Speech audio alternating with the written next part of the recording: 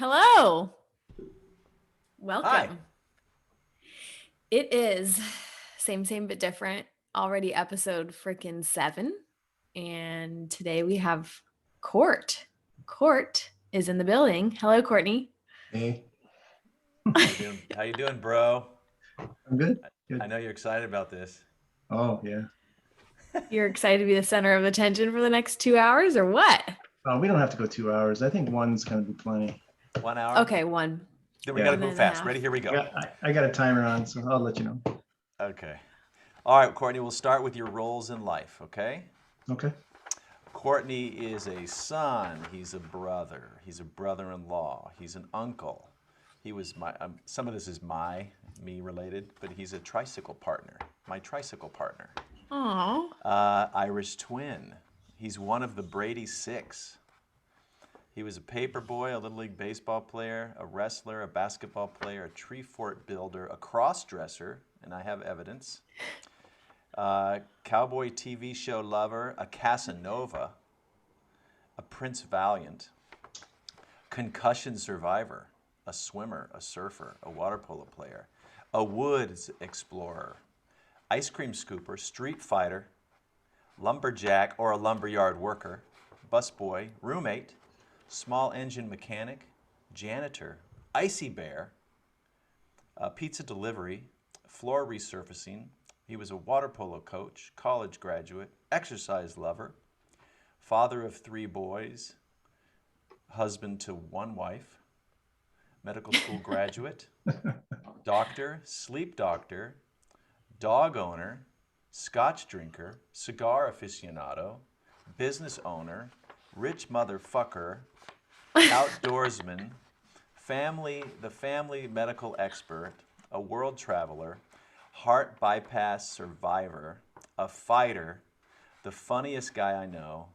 Some people call him the space cowboy. Some people call him the gangster of love.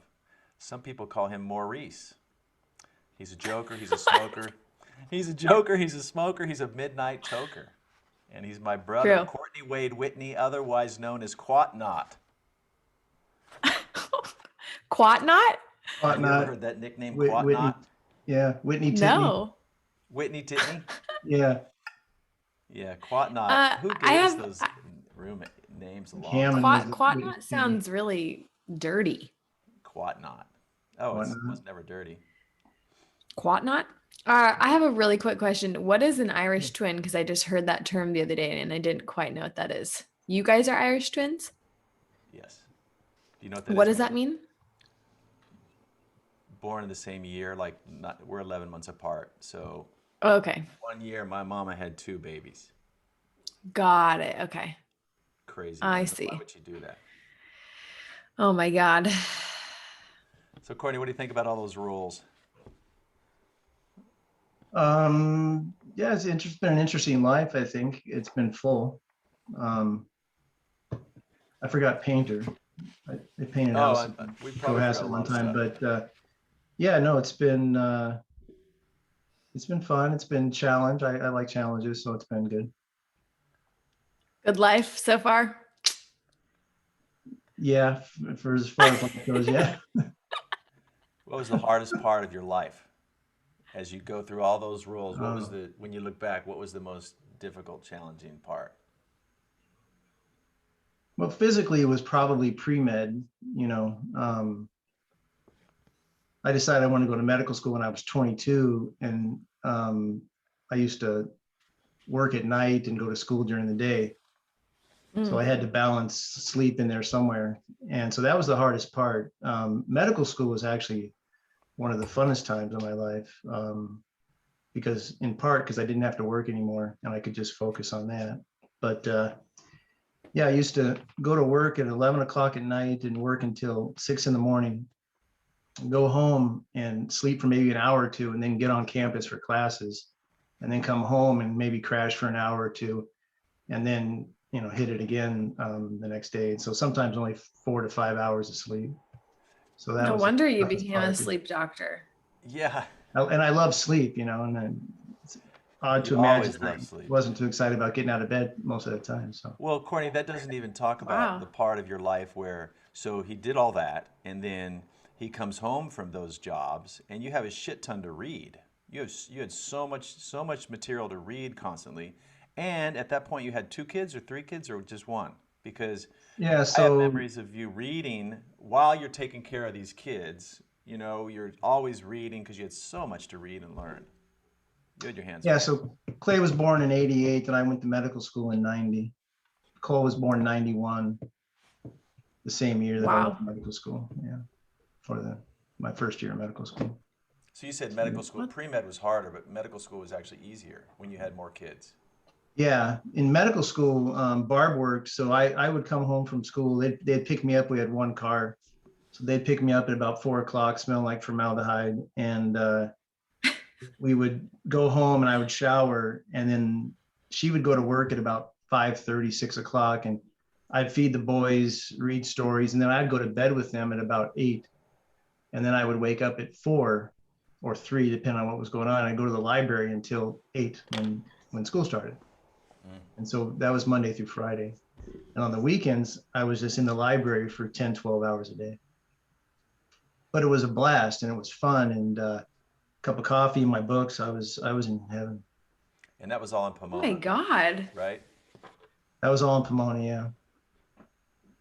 I didn't know that's what your life was like. It's funny like doing these podcasts because you just get a glimpse into a time that like I just wasn't aware. I don't think I was born, obviously, but then I wasn't aware, obviously, of what your life looked like. But you were not sleeping for a long time and you and Yeah. Barb just made it work. Yeah. Wow. But that was a fun time, especially with the kids, Yeah. I got to be with them a lot, because I think that was one of the better things too about that time is that I was forced to take care of them independently because she was working or I'd be home, and you get to know them a lot better that way, I think. Mm-hmm. Oh my gosh. I did not know your life was like that. What the hell? He worked You so really hard. Yeah. worked so He hard. worked so hard. I couldn't Well, believe one of it. the toughest time was residency too. 3 years of residency from 95 to 98. I would go to beat traffic. I would leave the house at 6 o'clock in the morning. I get to the hospital by about 6:45, and I would be in the hospital until probably 5 or 6. But every third day we had to stay in the hospital, so we stayed overnight. And sometimes you slept, sometimes you didn't. And then every third weekend you were on the whole weekend. So that was What do you think about because I remember a while back you and I listened to that Matthew Walker sleep podcast guy. Mm-hmm. And I remember him having some gripes about the whole medical education. And so looking back now, like what do you think about doctors who are learning that much and taking care of patients and making big decisions, not sleeping and not, Mm-hmm. just being forced to kind of grind and make it through? I mean, is that part of the process? Do you think it could be revised or better? What do you think looking back now? It's kind of a rite of passage in some ways. You kind of want to be part of that culture or that institution that went through this to accomplish this. And so you, in some ways, you just do it, to be part of the club. Yeah. But my residency was a lot more friendly than some of the other ones. I can't imagine some of the other residencies that even had worse schedules than that. And I worked 70 to 90-hour weeks, but I know residents at the county hospital and stuff like that did that plus more and didn't have the attention to the education. They were more, they were drawing blood and putting in catheters. At my hospital, we did those things, but only so that we knew how to. And then once you were competent, you didn't have to do them routinely. And so, I can't recall the question, but it's as far as I was just kind of asking yeah. like about looking back now and kind of just that culture of not sleeping and kind of staying up and grinding. If you think Yeah. is that effective in grooming good doctors, or do you think it could be revised? I think it's okay. But I think when we're functioning on a cognitive capacity where we're kind of dealing with ordering tests and treating disease and studying disease at the same time, that's all fine. But when you're deprived of rest and there's an emotional challenge, then, you know, that's the thing that sleepiness does to most people most is it kind of that prefrontal cortex is no longer an adequate filter. So you can say things that you wish you hadn't said, you can do things you wish you hadn't done just because you're not, you know. So it's that those amygdala bursts, the amygdala is the emotional center, that prefrontal cortex just being the filter. When that goes down, when you're sleep deprived, you do and say weird shit. That's the worst part of it. Interesting. So you wouldn't I can't necessarily think of any change, examples.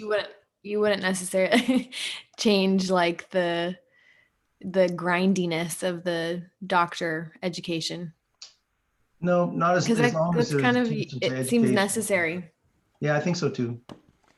I think Yeah, it's you better kind of now want to than it weed used to out. be. I think there's been changes made since I was a resident in the 90s. So You want some strong It's just doctors to wild. come through, kind of, right? You want some tested doctors. yeah, for sure.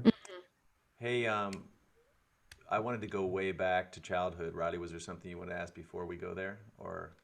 No, I think I want to ask about sleep and all that later. So go for it. Okay, so childhood, Courtney, do you have a first memory? Like the first thing you remember? I think I remember Laurel coming home from the hospital. I kind of remember the car, and I remember on the way to the pool in Tampa when somebody had hit that little dog, Hmm. and Oh, we ended I up putting it on a remember that. I just towel. had, oh And my gosh, I remember purple. I remember the guts were and purple. And I was like, whoa, it was trying to make sense of it. I forgot all about that until just now, Courtney. did we take the dog somewhere, or I I can't can't. remember. I want to say some people found the dog that was hit, and we stopped our car alongside the road or something, and we all Yeah, of course we're all not seat belted. We're all scrambling all over, looking out probably climbing over seats, looking out windows. yeah. I think that's interesting. That's your first. So Laurel or that dog? And Yeah. then my the Willie bird, Oh yeah. Oh and yeah. then the neighborhood girl Brenda, I think. I think so. I think We so. used to get on we used to get on the A-frame swing set and talk to each other through the top pipe. Oh yeah, Courtney. I remember Aw. all that stuff. Yeah. But it, What did you say? What did you say? Whirly bird, Willie right? It bird, yeah. was What like is a that? It was really four pretty cool. four seater teeter totter sort of that went around, right? Like Yeah, so Okay. the seats would go up and down, and I think there were probably four, but it would simultaneously spin, and it went pretty quick. I think it was kind of an intense ride, but yeah, we would get on that. yeah. And that was kind of in like a neighborhood playground that you would go That was our to? backyard. You had a Yeah, whirlybird in We your had it in our backyard? backyard. yep. The Oh, neighbors had the wow. swing set. We had the whirly bird. I don't remember Wyoming. I don't remember North Dakota. Um, Yeah, I don't so really either at all. what was I, 3 when we were in Tampa, something like that? Yeah. Rick would Yeah. know. Yeah. I don't know all the timing. I know. I don't, yeah, I was amazed at him. I don't have that brain. I couldn't tell you what I was doing August 3rd of 79. I couldn't either. I couldn't either. Definitely not. No. Uh, Wow. So Courtney, you grew up. I mentioned you were a member of the Brady Six, right? mm. So what about your childhood? I mean, what comes to mind when you think of growing up with all of us? I think we had a good childhood. Me, you, and Elisa and Laurel were playing together a lot. And you guys brought something up that I thought was interesting with Suzanne. I guess I wouldn't expect a 12, 13-year-old girl to Right. be interested in her 5, 6-year-old siblings, you know. So I don't wrong her for that. It was just the timing thing. Oh, I mentioned that to her too. I mean, we all would have done the same thing if the timing of adolescence Yeah. came and you had several younger brothers and sisters that were kind of Mm. we were kind of annoying, Courtney. I know. I'll admit to my being a pain in the ass to Suzanne. It was intentional though. I know. I Yeah. know. Sad. So what else do you remember? We played a lot. Had a lot of good Building the tree times. fort, you know, I just think Tree that's forts. amazing. You know, 10, 15 feet off the ground. At one point we had a double decker. These kids who don't know anything about construction have constructed with 2x4s and plywood a double-decker tree fort. But we just had the total freedom to do it, and we figured out our problems, and we fixed it, and we built. We were building Yeah, houses and trees. yeah, and that's So cool. a good thing about our childhood was how free we were. Remember, we'd get on our bikes and ride to Lompoc. To Lompoc, Yeah, through the freeway yeah, or a highway. along the side of the highway. Bunch of little kids on bikes, That's so little cool cheap. though. Yeah, we used to jump over stuff with our bikes, and Yep, I think at one point in time we had people lay down on their backs, and we might. Yeah. You That's right. you and you guys are kind of like twins, You grew up just Yeah. with a really different relationship than I think all the other siblings. You both were kind of just at the same developmental stage throughout your life and just kind of getting into stuff together, right? I mean, would Yeah, you we had agree? similar friends. We hung out. We didn't go our separate ways very often. I think I went to Mike Haley's or to Columbus's, and you did your deal, but for the most part, we did stuff together. We did a lot together, and unfortunately, and I'm going to mention this in my little note to you, but I was really looking back. I had this urge to uh, establish myself as older than you or something, and I remember pushing you kind of away and having my friends and your friends were your friends. There was this period, I think maybe middle school, high school, where I started to do that, and I'm like, and that's kind of a big regret. But yeah, we did a lot of stuff together. Well, that's natural. We had a great time. You think that's natural? Oh yeah, yeah. I remember in order to hang out with you guys, I've never stolen anything in my life, but I stole Southern Comfort.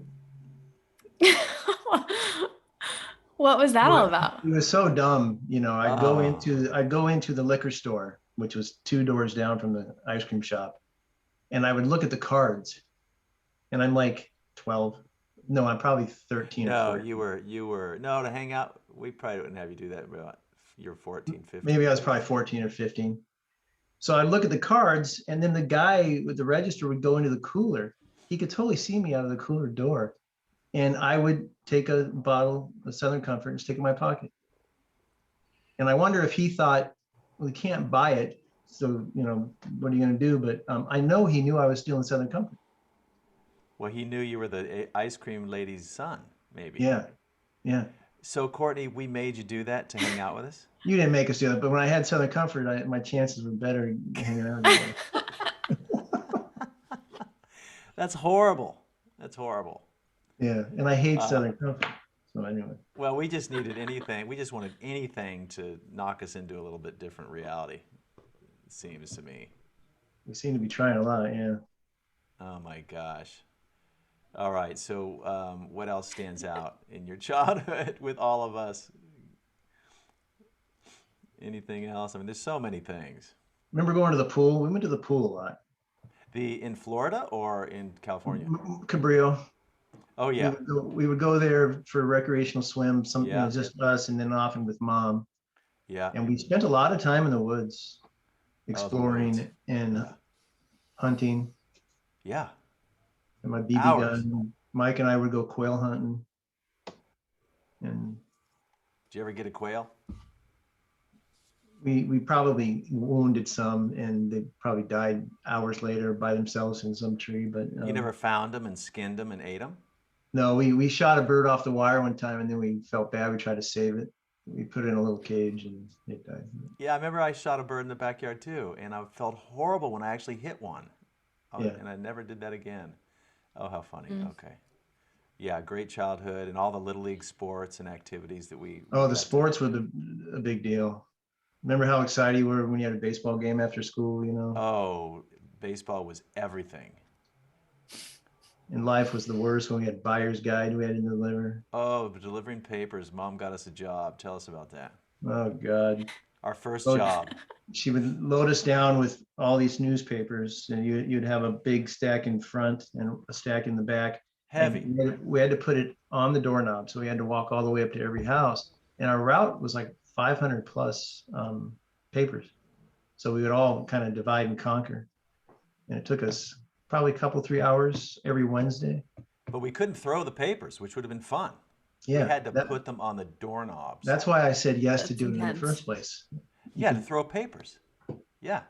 And then they changed it, or maybe it was always that way, but they made us put it on the doorknob, and so that was a drag. But And she, So mom, you and Brandon had your little bikes and you went around together doing that, or? yeah, I feel like it was mostly Elise, Brandon, and Laurel and I that delivered them. I can't remember if Suzanne did or not.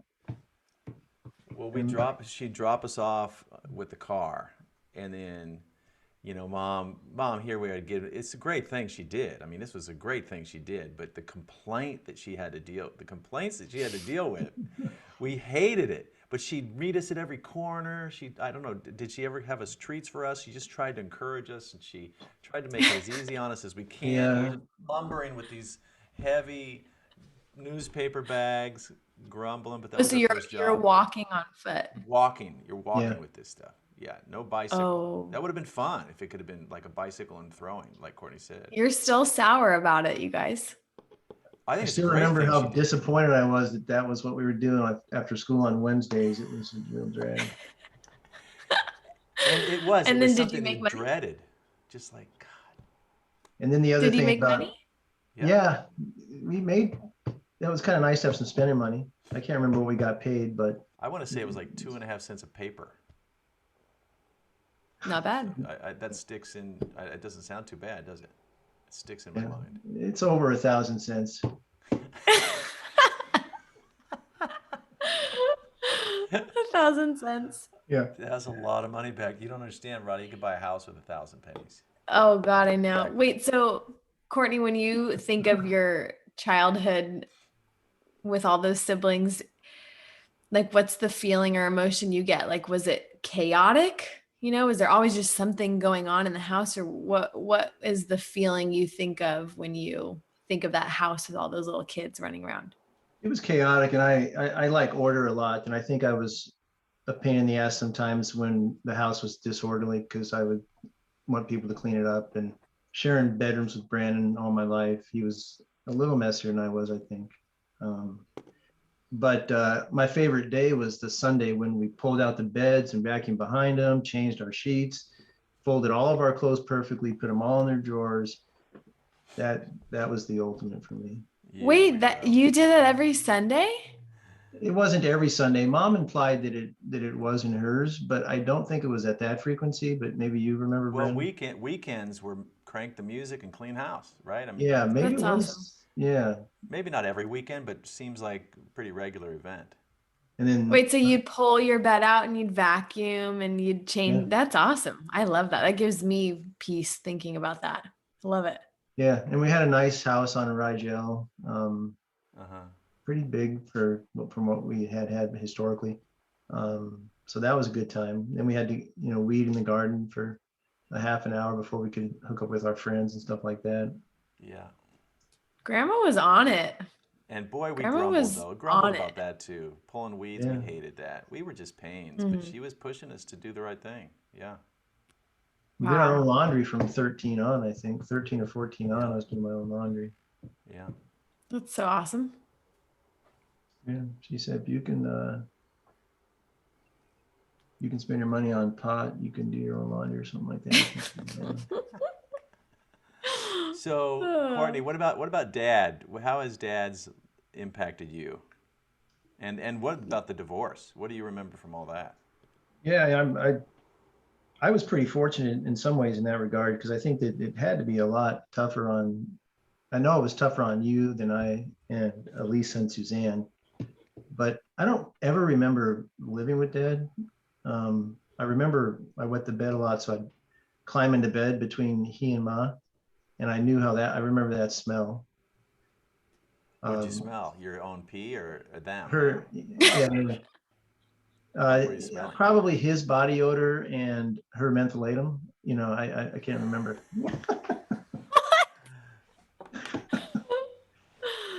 And probably Yeah, but some urine in I there know too. what Yeah.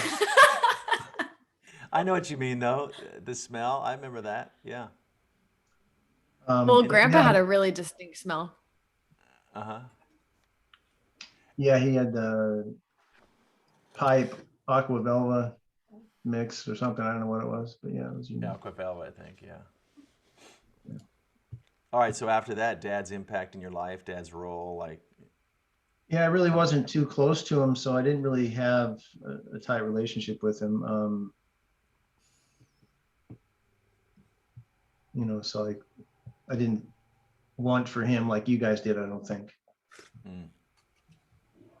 Why is there such a big difference between you and Brandon, for example, only a year? It just happened that way, that you just didn't have the same need for him? Yeah, I don't know. He was a hard guy to connect with. And maybe I'm the same way, so it never happened. Brandon and Lisa were the entertainers of the family, and so I think that they got more attention in that regard too. But. Well, and he sees his brother crying all the time, and he thought, I'm not going to be a wimp like that. I'm going to be tough, man. I'm going to be tough. I remember that a little bit, but not that much. Just maybe a little bit, but I don't remember it being that big of a thing. Yeah. What is that, Brandon? I don't understand. Oh, I was just saying he saw probably be struggling a little bit, just crying all the time, and so I said, Oh, so you crying? Courtney's like, I'm not going to be a wimp. I'll Got it. Oh, yeah. Interesting though that there's such a difference in like you and Courtney's experience of the divorce, though, because you're not, you're pretty close in age, but I guess I don't know what that is. That's personalities. Odd. Personalities. Yeah, I think that's what it probably comes down to. Yeah. So what in your personality you think made it just not as a big of effect for you? I wasn't that close to him, so his absence wasn't like a big void in my life like it was for the others.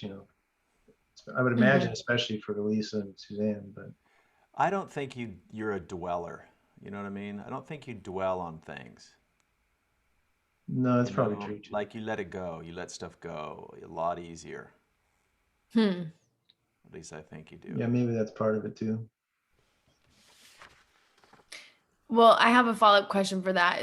How would you describe yourself? Like, if you had to describe you and your personality, what would you say in like, a few words? Oh, wow. Laid back, short-tempered sometimes. No.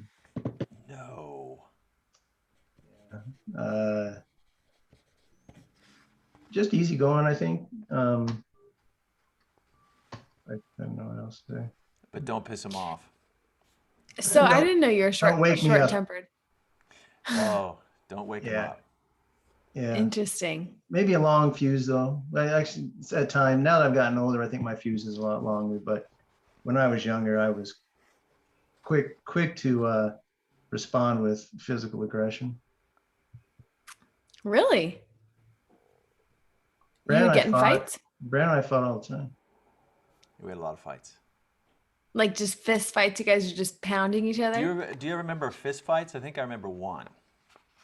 We didn't punch each other in the face, or maybe did once, but I don't really remember any specific fight, but I just recall that we fought.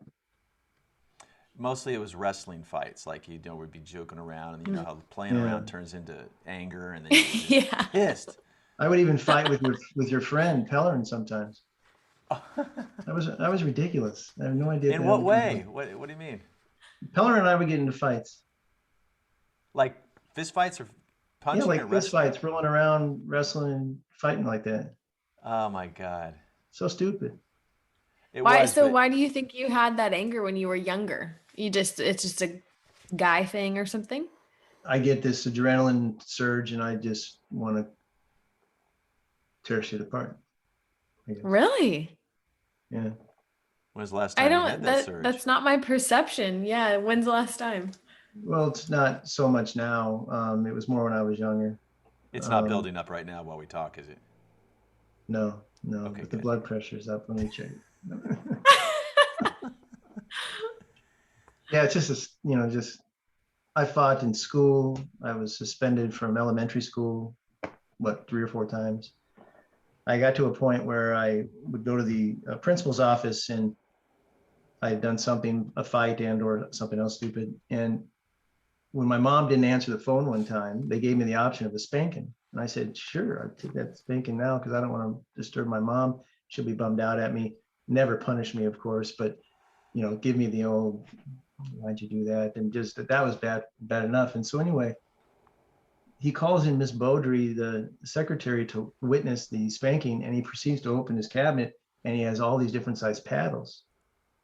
And he proceeds to beat the shit out of me. Hands on the chair, and he is just whacking. He probably wanted to hit me for a long time, and this was his chance. So without permission from my parents, I took the spanking, was probably 5 or 6 hard blows to my butt with a paddle, a wooden paddle. And then I thought, and we didn't really get spanked. I remember if we were really bad, Dad would do a pants down swat on the butt, on the bottom, sitting on the bottom bunk, I remember. But this was a beating. Damn. Oh my God, that's intense. Changed you forever or just pissed you off? No, in my ass really warm. I remember oh my God. Sitting there, I've never had the heat. Was that Lloyd Crossman? Was it? It might have been.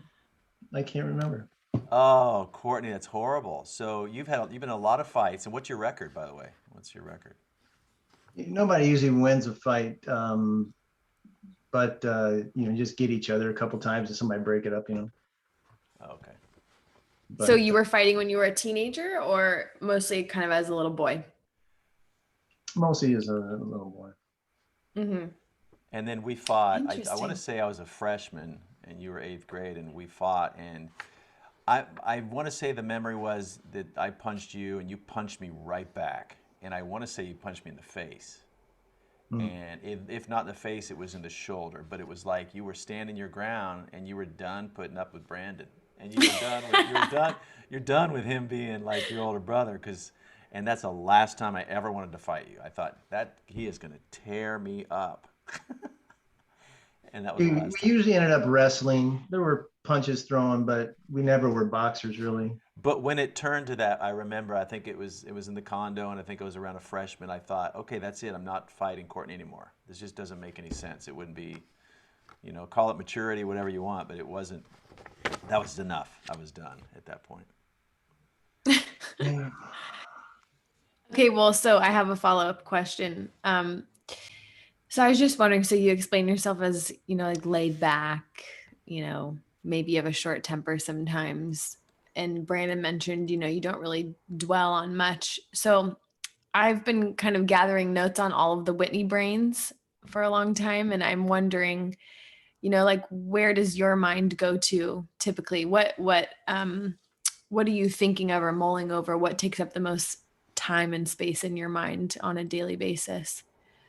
It could be like, what am I going to eat? What do I need? Or philosophical or political? What are you thinking about most of the time? I'm always thinking, I'm always talking to myself. I love mowing the lawn because it's a monotonous chore that I can do while I'm just thinking, free thought.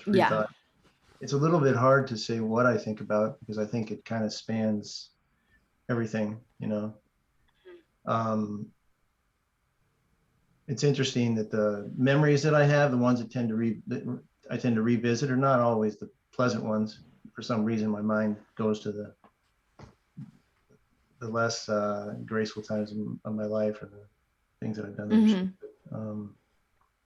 So there's that, and I lately, I historically I was pretty apolitical, but politics occupy a lot of my mind now, and history is another big focus of mine.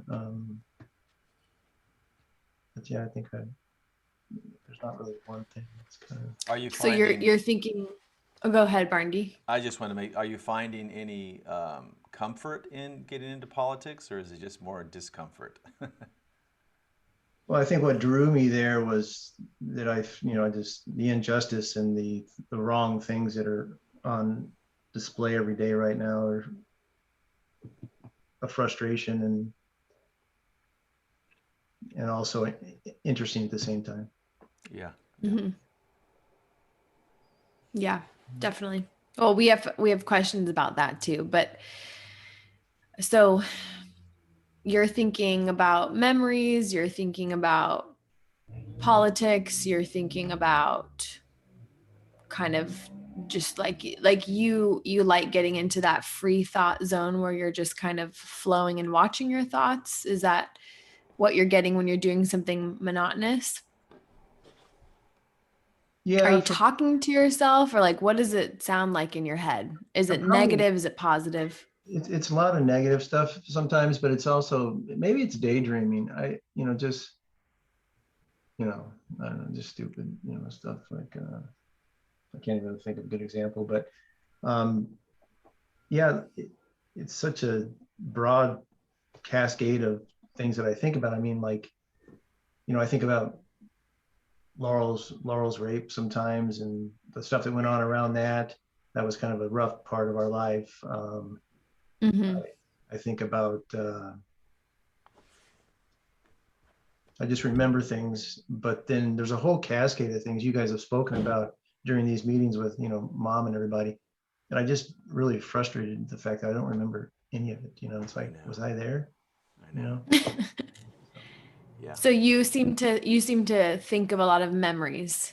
You don't you're not someone who because some people think of the past and some people are anxious about the future and then they go down these paths of like what if and then if this happened and they kind of fantasize about the maybes of life.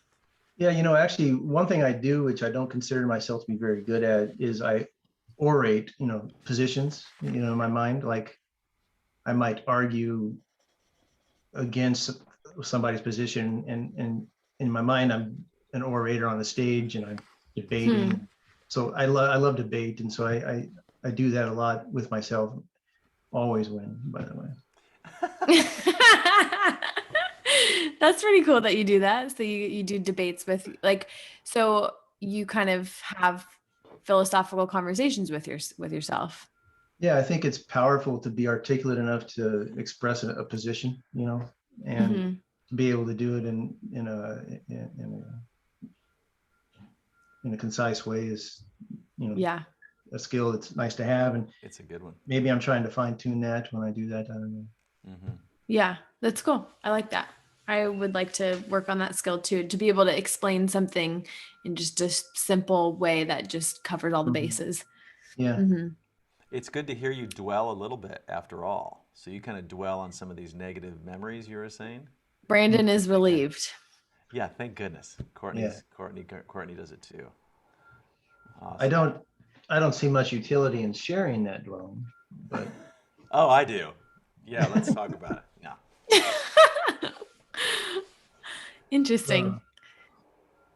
And what are the activities in your life that make you feel the most in tune with yourself? um, exercise. I mean, that's a consistent pattern throughout the family, but uh,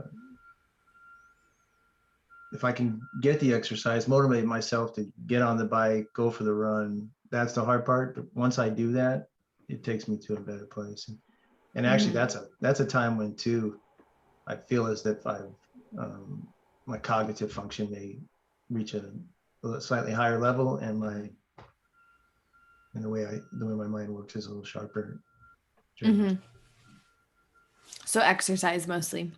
Exercise and family time. I mean, I would give anything just to kick my feet up and watch little kids play.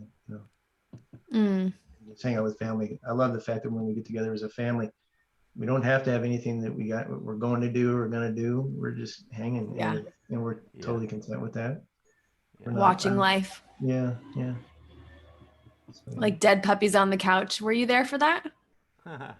I remember. Well, not dead puppies. Was it Brandon that I said thought it that? was dead Well, puppies. why would it be dead puppies? We're not dead puppies. Sleeping puppies? No, we're just Yeah, I don't puppies. think it was dead We're puppies. just Just I laying think it around was like a bunch of puppies. Yeah. we're just puppies like yeah. all, you know how they gather around the mama and then just all snuggle up together I'm and just so sorry I said dead. I did not mean to say that. They're just puppies. You're right. Yeah. Yeah. whole different image, Riley, dead puppies. Yeah, you can see where my mind is at right now. Okay. All right, Courtney. So through high school and college, moved from Lompoc to San Diego, right? Yep. And I followed Elisa. You followed me. Laurel Yeah. and Mom followed us. Yeah. Um, Tell us about maybe your San Diego experience down there, and then meeting Barbara, the love of your life. Yep. So I remember I was getting ready to move to San Diego, and I had that RX-3 Mazda, Oh yeah. and Dad looked at it and realized that it was in bad shape. The brakes were not good, the tires were not good, and so I remember he bought me tires and got a brake job for the thing. And I remember that was the first time I'd ever driven on a highway that was more than 2 lanes. Oh wow. And Wow. I remember kind of being blown away by LA and all the clover leaves, and but I was Mm-hmm. following you. You were probably in the Oh, red so I was Pinto. when you moved down, I came up, got you, and we drove down together. Yeah, I physically followed you. Yeah. Oh, that's so cute. I love that. Yeah, yeah. And then we lived with Mark. I fought with Mark too. Jesus Oh Christ. God, I did too. I'm actually 3-1. I'm actually 2-1. I forgot about that fight. I've only had 3 fights. That's a good one. Yeah, he was an asshole. That guy. What's he doing now? Yeah. I'm gonna Google that name after this. Um, But yeah, we had a okay. great time. And then when we would live together, and our next door neighbor, Dennis and Oh my God, Linda, Linda, or Lyndon Dennis, and Ray, our landlord. Ray, our landlord, you used to do Linda imitations and Ray imitations. It was funny. Oh, Where was this? Where were you living? La Mesa, Oh, La um, Mesa. Parks Avenue. not far from the school that you subsequently taught at. Yeah. Yeah. So tell us about. You want to say anything about Linda and Ray, or just leave it at that? Yeah, that's a whole, yeah, there were some interesting things, but nothing that I think people find too crazy, Okay. interesting. And but that was a I'm great I'm time. intrigued, but I'll leave it We alone. we should Okay. we should. Well, she was special needs neighbor. She had Oh. mental disability. And they were a very cute couple, Oh. but when they had sex, everybody in the whole place knew. Yeah, they were. Was he special needs? Yeah, they both were. I think they even had people that checked on them, right? But they were independent living, and she was just real forward. Like she'd walk up to our window, right, and then the blinds are open and the screen's open, and she'll start talking to us in the window, and she would just didn't have the And her social stomach, constraints. would be sticking out underneath her shirt. It might be a little too short. And Yeah. she's Oh. kind of a heavy gal, but they were a real cute couple. But um, when she started yelling, "Oh my God," oh, what was that? Yeah, Brandon, Jesus Yeah, Christ. we shared a little one-bedroom apartment together. We had 2 beds in that room, just like we grew up together all our entire life. We grew up in the same bedroom, pretty much. I think. Did we ever have? I had my own room in high school downstairs on Rigel. You had your own room in the And condo Suzanne moved out. in the garage. You slept in the Oh, in the garage. garage. Yeah, Yeah. that too. Um, Yeah. but anyway, it was really cool. That was a really good time. That was a really good time. Yeah, that was great. And So this then, was pre-Barb. You were living together in La Mesa pre-Barb. yeah, you Yep, were yep. working Boise Cascade, I think, at that point. We went grocery shopping together every week. We had $25 each. And that was enough to buy groceries for the week. And we would always buy one steak, one T-bone usually, or something like that. Friday night, baby, and a 6-pack of beer.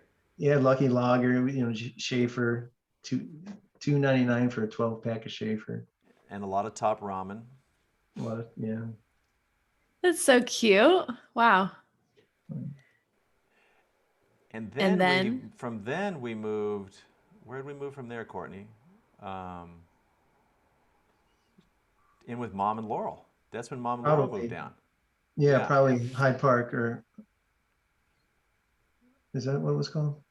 Yeah, over there complex. The one by Henry? By Henry. Yeah. I think it's Brentwood. Yeah, That's right. And we played college water polo together. Yeah, we're on the same water polo team. So we've all been working out together and Swimming Water in the polo years are polo. great. Yeah, water polo is a Yeah. lot of fun. And then I was coaching, and you coached with me in Yeah. San Diego at Grossmont. Hmm. So then you were working at Black Angus, right? When you met Barbara. Yeah, that's where I met Barb at Black Angus. That T- was later, but yeah. Tell us about the magical moment. Well, she was a cocktail waitress. I was a busboy, and I just remember her being really bubbly and cute and energetic and naive. She was from Minnesota and just clueless as to what was going on a little bit. Uh, Everybody's partying, doing drugs, and she has no clue. Um, And having sex, I'm sure. yeah, there was that going on too. That's cute. Innocent Midwestern girl. Right. And so, yeah, she and I probably were friends for a year before we started dating. And then how did that start That's up? cute. How did that start? Like, Uh, we ended up together at the beach one time. I think that's probably the first time we kissed. Oh, what beach? PB. Oh my gosh. So much family history in San Diego. Geez. yeah, Yeah. yeah. No wonder our family likes Black Angus so much. I never understood, but now I get it. It's deep history there. Yeah. And so you started dating her, and then at what point did you realize, damn, she's the one? Um, I would never date anybody more than a couple weeks if I didn't think they were the one. Such an honorable Wow. dude. Hence, I didn't have very many girlfriends, formal girlfriends. So then 3 weeks in, you're like, she's the one. Yeah, I mean, I knew her well because I'd been with her, friends with her for a year. We'd go skiing together and do other stuff. Oh, was it like skiing with a group or just her? Other people would go too. We go to Okay, Big that's Bear. cool. So it Yeah, started as a friendship. And yeah. then you don't remember that point where it turned serious, or was there a moment, or was there? I can just remember when we first started, having an intimate component to our relationship. Tell us about that intimacy, real quick. Go ahead. She would die No, if we no, stop. Just kidding. She always says, "You don't tell anybody about our sex." No, I don't, because she has friends. Apparently, they talk about it. And I said, I would never. She goes, "Don't. You don't tell Bob anything, do you?" I said, "Well, Bob, of course, I was teasing her, but um, she's funny about that." But yeah, Okay, you don't Oh kiss my and tell. gosh. Good man. That's good. Um, So how long were you and Barb together before you got married and then had your first baby? we probably were living together. We all live in the same complex. We probably were living there for maybe a year before Barb got pregnant in '88. Oh, So wow. I met Barb in '86. She got pregnant and had Clay at the end of '88, December. and I And think you we were were. married at that point, or you married after Clay? No, We married in August of that year. we were pushing you, She and was, Courtney just was not in. He didn't want. Tell us about your thoughts on the idea of marriage. Do you remember? I wasn't getting married for God or for religion. I didn't really understand, I understood her interest in going through the process, but I didn't need any of that.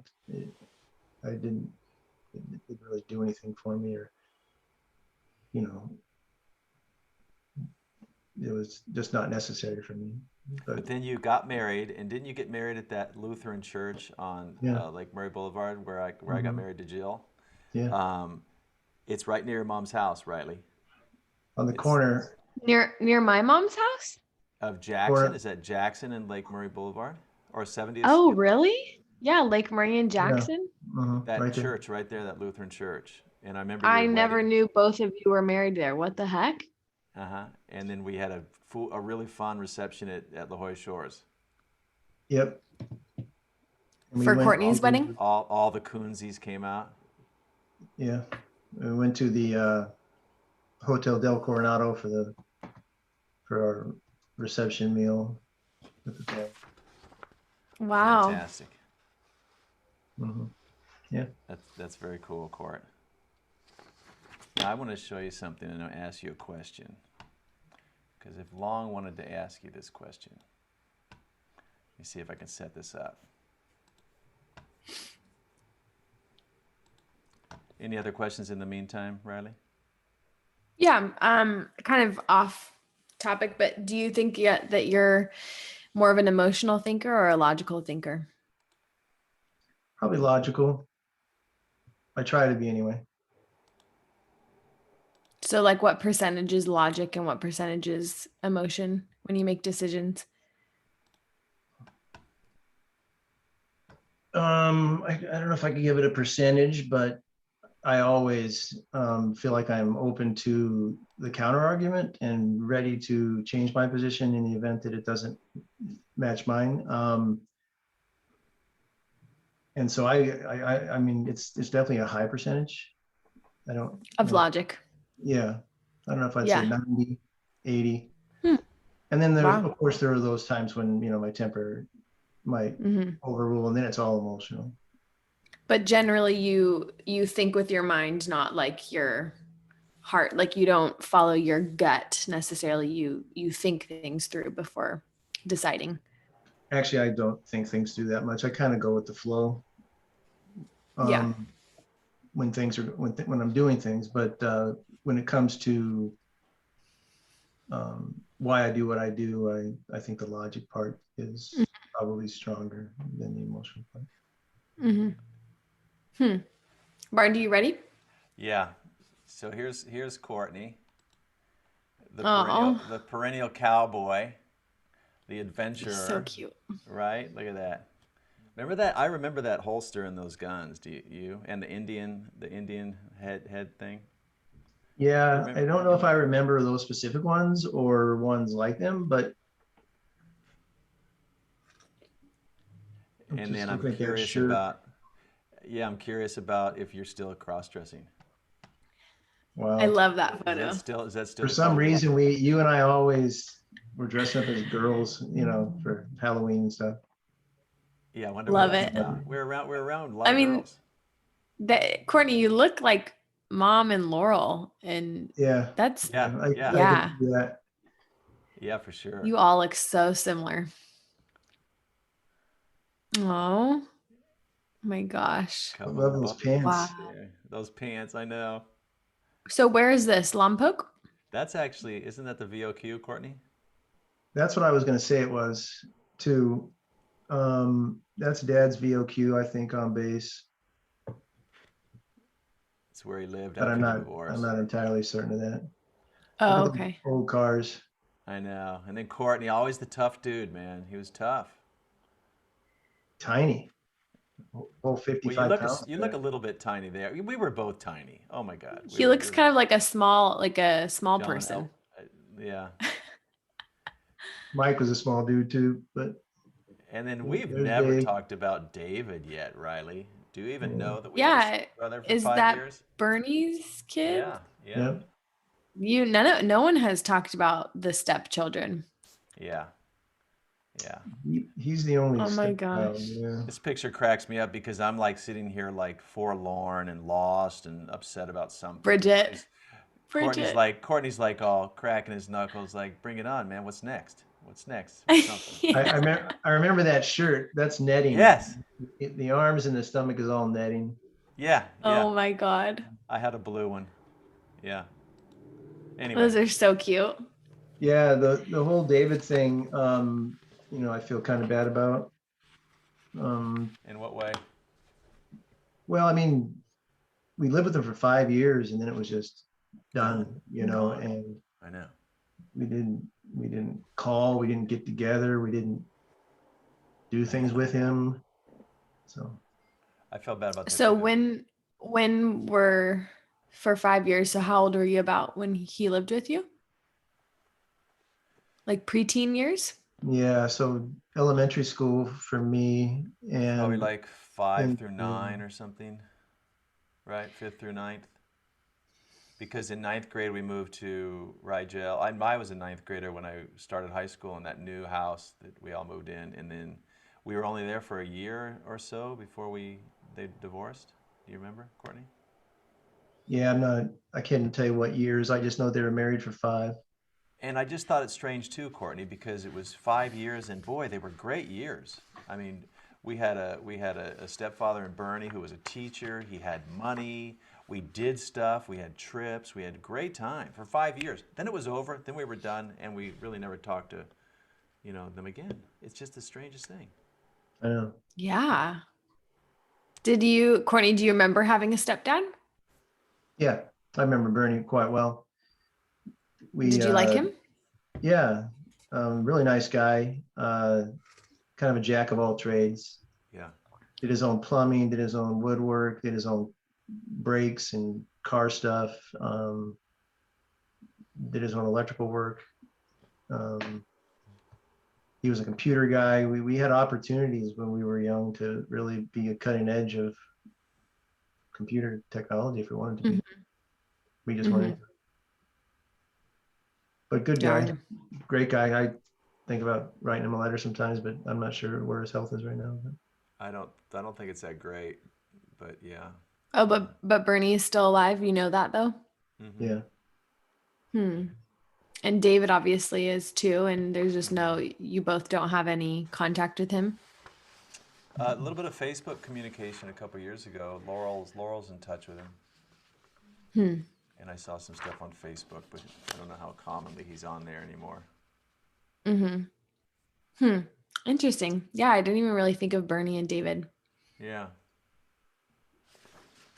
and one of the aspects of our life with him that's interesting, but we probably don't have time to cover, was that when Bernie and Mom married, there was a custody lawsuit for David, and it involved child abuse.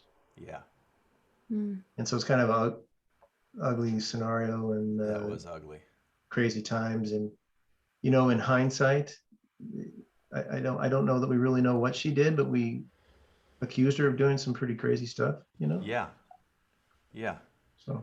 And you got to wonder how much of that was just the ugliness between. Yeah, divorce. Just divorce and then new girlfriends, new wives, and how it just can be naturally just real ugly. Yeah, that was brutal. It's sad. That was true. Forgot about that. Yeah, we had our share of court experiences, if I remember correctly. Kind of sucked. Really? For David?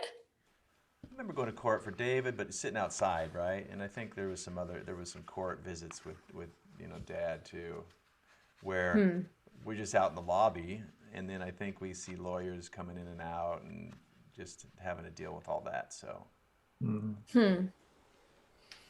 Anyway. Well, I want to make sure we have time for what's going on today and Courtney as a person. So, Brandon, do you mind if I switch gears just a bit? Go for it, sister. Okay, so I'm wondering, Court, about your spiritual beliefs. Like, what do you think? And you can take this anyway, but what you think about life in general, what happens when you die, if there's God, what's the point of life, like that kind of your life philosophy and how you see everything. Where do you stand?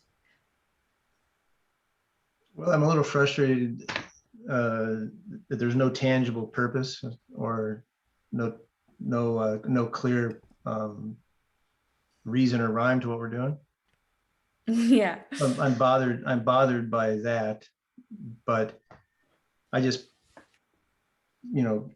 surrendered to just trying to enjoy myself while here, because it's a pretty cool place. I'm not sure what it's for. I don't proclaim to have any. I don't have any faith that there's an afterlife or a higher meaning. I just don't know. You think it's more likely that it's just awareness given to us at birth, and then awareness gone at death? Just simple as that. Yeah, it's hard. It's just hard to imagine, because I didn't exist before October 6th of 1964 in my mind. I didn't even exist in my mind now in 65 or 66. Probably don't remember anything until 67 or 68. But at some point in time, that's all going to stop. And what's going on the both ends of that, I have no idea.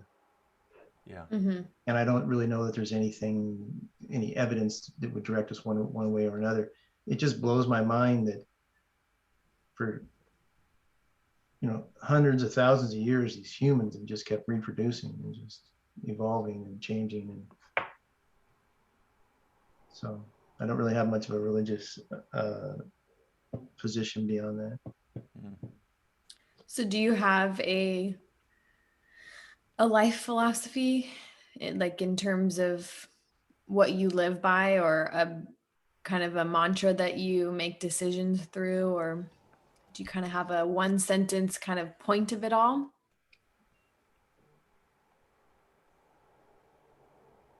No, not really, but I think life's tough, Mm-hmm.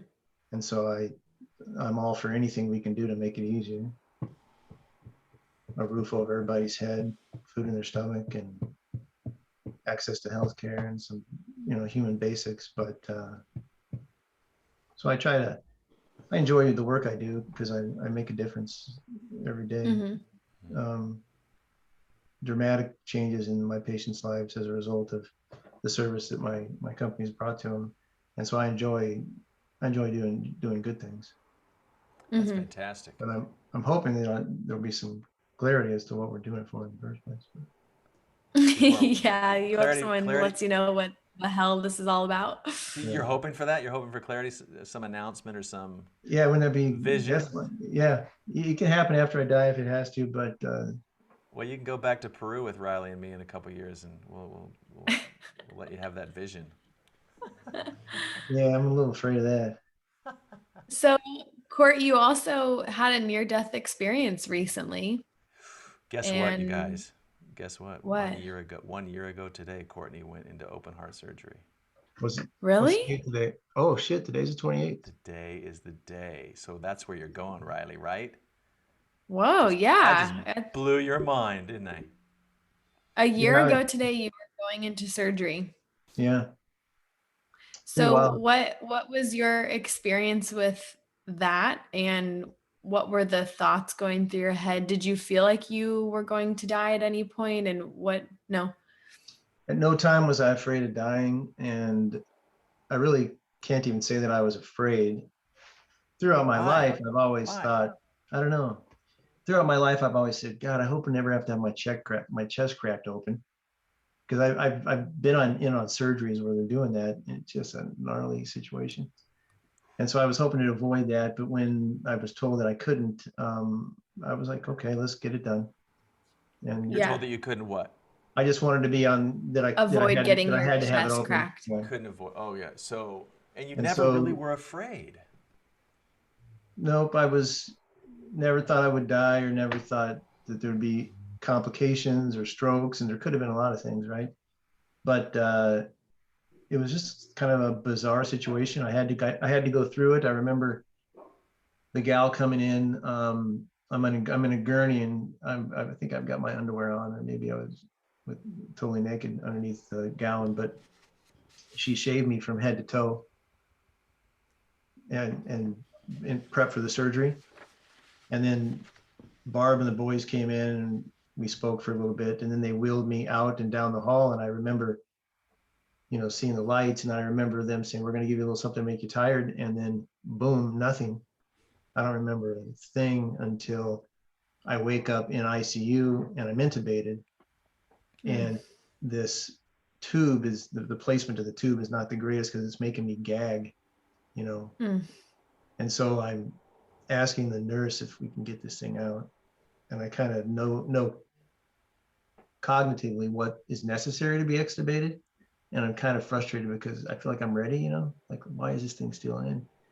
And it turned out that I wasn't fully awake, that I would fall asleep and my respiratory rate would fall, and the event would have to take over for a little bit. But eventually, after riding her, it was probably a little pitiful. I was kind of like begging her to get this thing out, and she was telling me, almost. I'm going to have somebody come and the doctor's going to come and call me back or whatever. We'll see if we can do it. And so finally I got that out, and that was nice. But Ugh, it was awful. So that was the worst part almost. It's that was the just worst part. Yeah. And no pain. And then the subsequent worst part was the bad reaction I think I was having to the narcotics. Mhm. I had a night where every time I'd fall asleep, I'd have these negative dreams that were just horrific. Mm. And so I got to the point where I wasn't going to sleep anymore because it just wasn't playing out well. And so I was walking the halls, with my IV pole, um, and then the next night I couldn't sleep, and I always can sleep. And so it almost literally didn't sleep a wink. And I called Barb kind of in a panic, like, you got to come here. I'm just kind of freaking out. I need you. So I just dodged the bullet of having to had that be a solo experience. By probably March 12th or 15th, my family probably wouldn't have been able to visit me in the hospital. Mm. Oh, because of COVID. Oh, yeah, Right. yeah. That would have been horrible. Oh my God. Yeah. I didn't realize the timing of that was so close to COVID. Yeah. Remember that? Oh, and I remember we were all freaking out. All of a sudden it's heart surgery time, and yeah, you were going in. We got sent pictures of you, I think with your Mhm. chest shaved or something, ready for, it's scary. And yeah, COVID was just creeping up on everybody.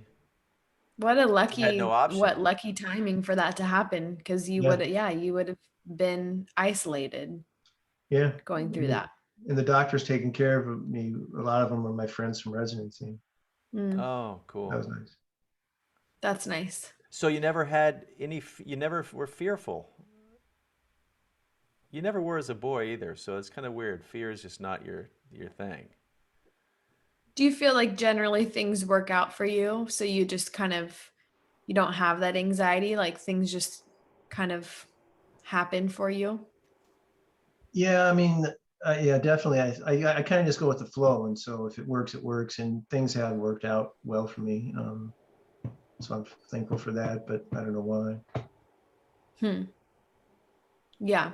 Because it seems like you didn't have fear, and most people would have fear in that situation, but you're kind of like, maybe also because you're a doctor too, and Hmm. you kind of know what you're up against, and it just is what it is, I guess. And not really afraid of dying, but I guess I was a little concerned. I definitely at this age don't want to leave Barb. So Hmm. Yeah. Oh, How I'm has it? having deja vu. How's that? Oh, just you're having one. It's just happening. Go ahead. Yeah. So how does the whole thing change you? This whole experience, has it much? well, I'm trying not to work as hard. Try not to be so next thing, because I'm always thinking about the next thing, and not really maybe being here now. Mm. So Hmm. trying to shift that mind frame, but I get a little bored sometimes, so I could use a challenge, but I don't know if I want try to get used to not having a goal like that. Do you think most of the heart issues are more genetic or something you can prevent, like with your behavior or lifestyle?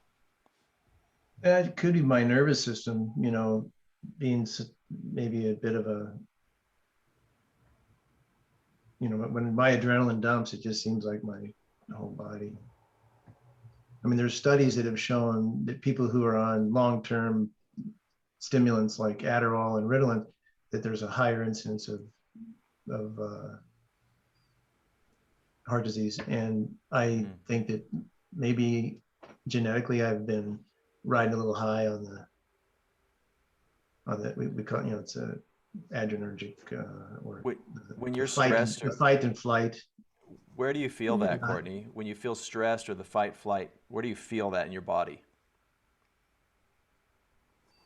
Yeah, maybe it's my chest. I don't know. Because Just I feel the stress in my chest. Some people feel it in their stomach.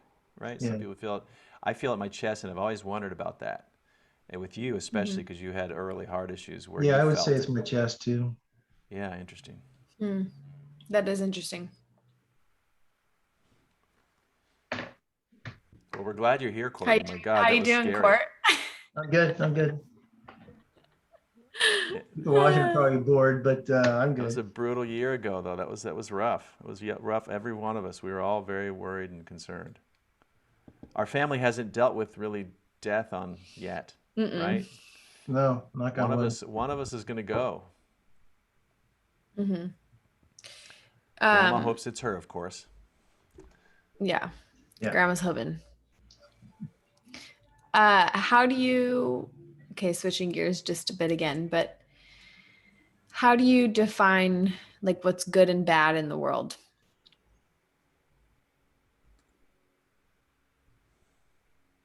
I just think everything should be kind and caring. If it's not, then I'm really frustrated with selfish humans, to be honest with you. Mm-hmm. Greedy, selfish people. Mm-hmm. So yeah. Hmm. And so what do you think about, today? You can talk about our society or just the global society. Like, what do you think is the issue today? Is it that people are selfish and that we're focused on the wrong things, or what do you see as kind of the what the fuck's going on? It probably shouldn't surprise me because man throughout history has done horrible things and continues to do horrible things. But it really frustrates me that we can't organize ourselves around more appropriate behavior. So Mm-hmm. that bothers me a lot. But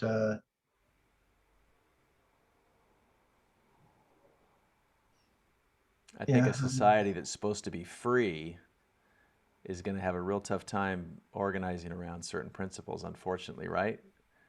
Because I agree with you. I think that would help us immensely. But then you're telling free Americans how to think and what to do, and that's not going to work. Hmm. yeah. So it's too bad we have to share the planet with these people. But But we'll rally. We'll come together around something, right? Maybe it'll be war. Who knows? yeah, I mean, I think we've evolved in a better direction, but it's too slow, for me. Do you think Like, you have a role in all that, what Courtney? Can you change? Can you change this direction personally? Do you have any role in all this? Yeah, I probably could do more. You probably could do more. Yeah. Like what?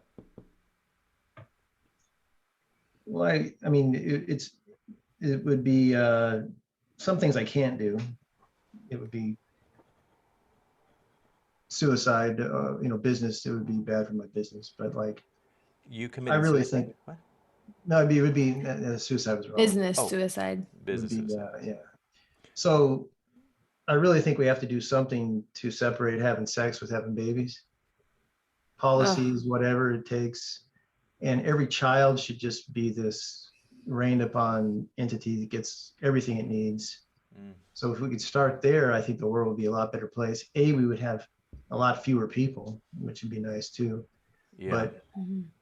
I just can't imagine like the kids that Suzanne works with. I just frustrates me so much that we can't get our act together to help these kids Mhm. because our politicians may have, you know, influences from corporations and other things that guide policy. So it's frustrating. I was going to ask her that, That and I that thought make it, it that go make it ahead. what? Riley, go ahead. No, go ahead. I was just saying the influences from the corporations that are making it so that we want to keep having a lot of children, or what was that portion? Well, that was separate from the children. That was just policy in general. But Oh, just policy. Got it. yeah, I just You think human a nature? good example would be healthcare. Do But you go think ahead. human nature is always just going to have the haves and the have-nots? Is that just something that's the duality of living? Do you think that's just something we can never get away from? I think as long as we have capitalism as our mode of commerce, no. Hmm. But I'm all for the, the social movement that like Bernie Sanders was for, a livable wage. I just can't imagine these people that wake up every day and go to work all day for a wage that needs to be subsequently subsidized, Mhm. and they don't have access to the basics, and their children don't have access to the basics. And the argument that it would hurt small businesses, and my counter argument is, if you have a small business and you can't afford to pay somebody a livable wage, you have a bad business plan, you shouldn't start that business. Mm. That's a very good point. I like that a lot. Mm-hmm. Your business plan should include a livable wage. Mm-hmm. None of my employees make less than probably 16 or 17 bucks an hour. That's cool. That's a Mm-hmm. great point. But my business plan supports that. Others won't, but Mm-hmm. Mm. Yeah, I'm kind of on the same page with you with what you mentioned about, you know, kids and it all starting there. And like yeah. if we just keep having kids who have parents who just can't give them what they need and societies that just can't give them what we need, then like how do we ever close the loop and how do we ever move forward? It Mhm. just Mm. I've been thinking about that so much lately. It's like how do we really, like, how do we expect people to pull themselves up by the bootstraps? I mean, I like giving people that agency, and I don't want to, write people off saying that some people aren't capable of this and some people are. I don't want to think of it like that, but I just, at a certain point when you have the odds stacked against you so hard, how do we just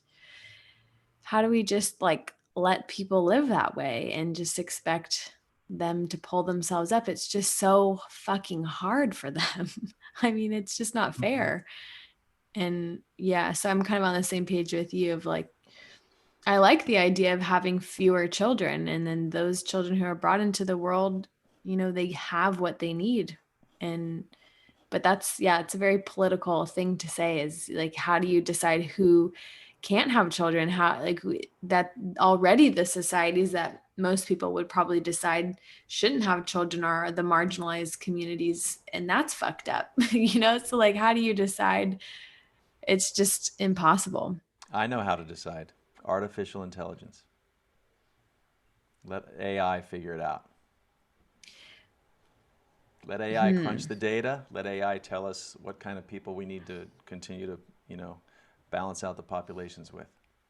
But anyway, That's interesting. one day. Humans can't do this, don't you think? Humans can't keep doing this. We're already beyond our means. We can't manage all this. We just can't. It's not. It's clear that we can't manage it, and we're emotional, right? Mm-hmm. Yeah. Mm-hmm. It's a mess. It can be a mess. Yeah, it is a mess. Do you generally, Courtney, do you feel optimistic about humanity, or are you concerned, or what's your general feeling on I'm people? optimistic. I'm optimistic, you know, that we're evolving in a direction where we're kinder, more caring, and our lives today are probably better than they would have been Yeah. 200 years ago. Yeah. Mm-hmm. Could you imagine your baby dying of diarrhea, dysentery? Could you imagine, your kid getting polio and in an iron lung, and the number Yeah. of infantile deaths back in the day and the people who died during childbirth? I mean, that's just insane. Yeah. Mm-hmm. So we don't have those burdens Thankfully. Right. as much. But do you think we're evolving in the right direction quickly enough? Do you think that It's we really, it's will? really, it's really slow. I think it sucks. It's too slow.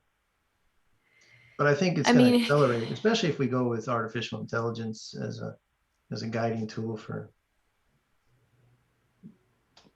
our decisions we make. have either of you heard that whole theory about artificial intelligence and how like eventually artificial intelligence will be so good at problem solving and they will target humans as the problem for most Yeah. things and then eradicate us. I think it's pretty funny. There's actually Dave and I know a scientist who's working on AI emotional intelligence. So trying to teach AI kind of not to kill us in the future. So Yeah, that's interesting.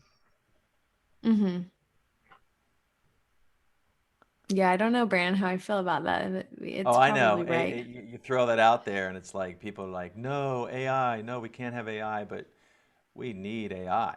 We need AI to tell us what freeways need fixing. We need AI to tell us what areas of the community are struggling and need an injection of money. We need AI to help us with because politicians can't make these decisions. We need something we can trust, and what else can we can really trust? Computer technology, can't we? And just the incredible intelligence and potential of computers and the ability to process that much information and data. We can't handle Yeah. it. We can't do it. Anyway, Yeah. but I know that's controversial, of course. Yeah. Courtney, what do you think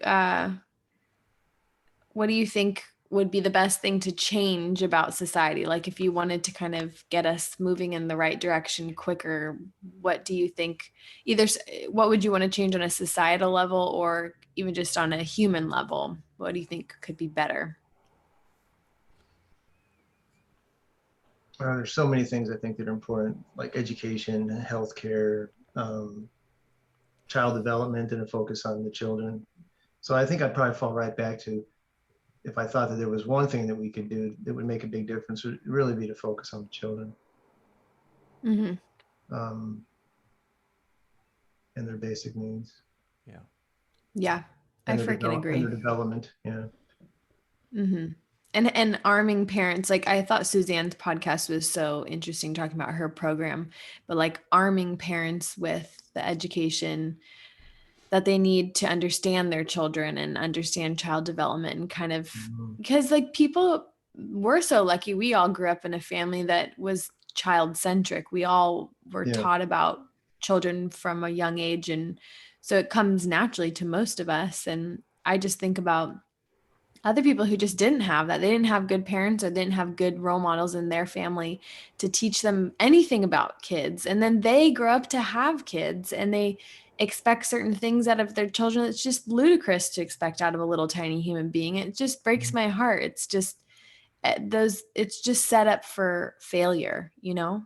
There everyone should be educated somehow before being in charge of another human's life, right? Yeah, for sure. And if you don't want children, you should be invested in not having them, protecting yourself from pregnancy. But then society has to be prepared to support a child whose mother may not be engaged. What do you mean?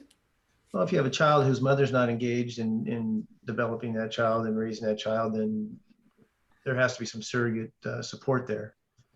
Just a mere fact that she's not interested and or motivated and or maybe capable should be identified, and then services should be available. I think because that we know what happens to children with those experiences. Yeah, so sad. Yeah. So generally you feel optimistic about where we're headed and you think we can evolve quickly enough before we destroy ourselves? Yeah, and if we destroy ourselves, I'm not even sure that matters. And all right, Yeah. is it that bad of a thing anyway? Yeah. So, okay, this is interesting too. Like, they just sent like a rover to Mars, right? And I was reading and watching a video about it, and I was just thinking, like, like, so they found river patterns, so they're sure that Mars at one point had water and could have been like Earth-like. And I just wonder, like, do you guys ever think about that? Like that one day, thousands, millions years from now, this planet will probably be closer, maybe be closer to something like Mars, and it'll just be all dust. And it's just, and that could have already happened, right? Like, could that have already happened where Mars did have life and Mars did have things going on that would be comparable to here, maybe, but that it's maybe just below the surface of Mars, or maybe not even there at all because it's just disintegrated by now. Do you ever think about that stuff? I mean, I do. I mean, I think it's fascinating that we know that there are alien beings, and yet the secrets that are known about them are not made available to the public. We know there are alien beings. Yeah, I think the argument that there are aliens and we've had contact with them is a strong scientifically backed argument. Really? Elon Musk on Joe Rogan just recently says, "Just show me the proof. Show me the proof that there's alien life." He wants to believe it, but he says there's just no evidence yet of alien life. Although clearly there's UFOs, right? Some recent photographs and videos of these UFO things or whatever they are. Interesting though. But you feel like there is evidence already of proof of that. Yeah, I mean, I think the general consensus among people who study that is that it's a reality. It's not just a possibility. Yeah. Yeah. I mean, how could it not be? Like, how could we think that this is the only place in the entire galaxy universe? Right? Yeah. Would you like to meet an alien, Courtney? Yeah, sure. You would? Yeah, I would. He's got his hands full with his family right now. Yeah. I guess I'd probably be afraid, but I think it would be, interesting. Yeah. That's what would make you afraid. Yeah, aliens. There it is. And they're We probes. found and probing. Yeah. Anal probing. Yeah. There'll be none of that. Okay, none of that. Oh God. And so, okay, go for it. No, Bradley. I was just gonna say let's get to some letters, but you can finish up. Oh yeah. Well, I was gonna ask him about politically what he thinks, but we could do that after. No, you could whatever. What the hell do you think's going on? What's happening in our country? Why is everyone so divided with all the information out there? What's happening in your mind?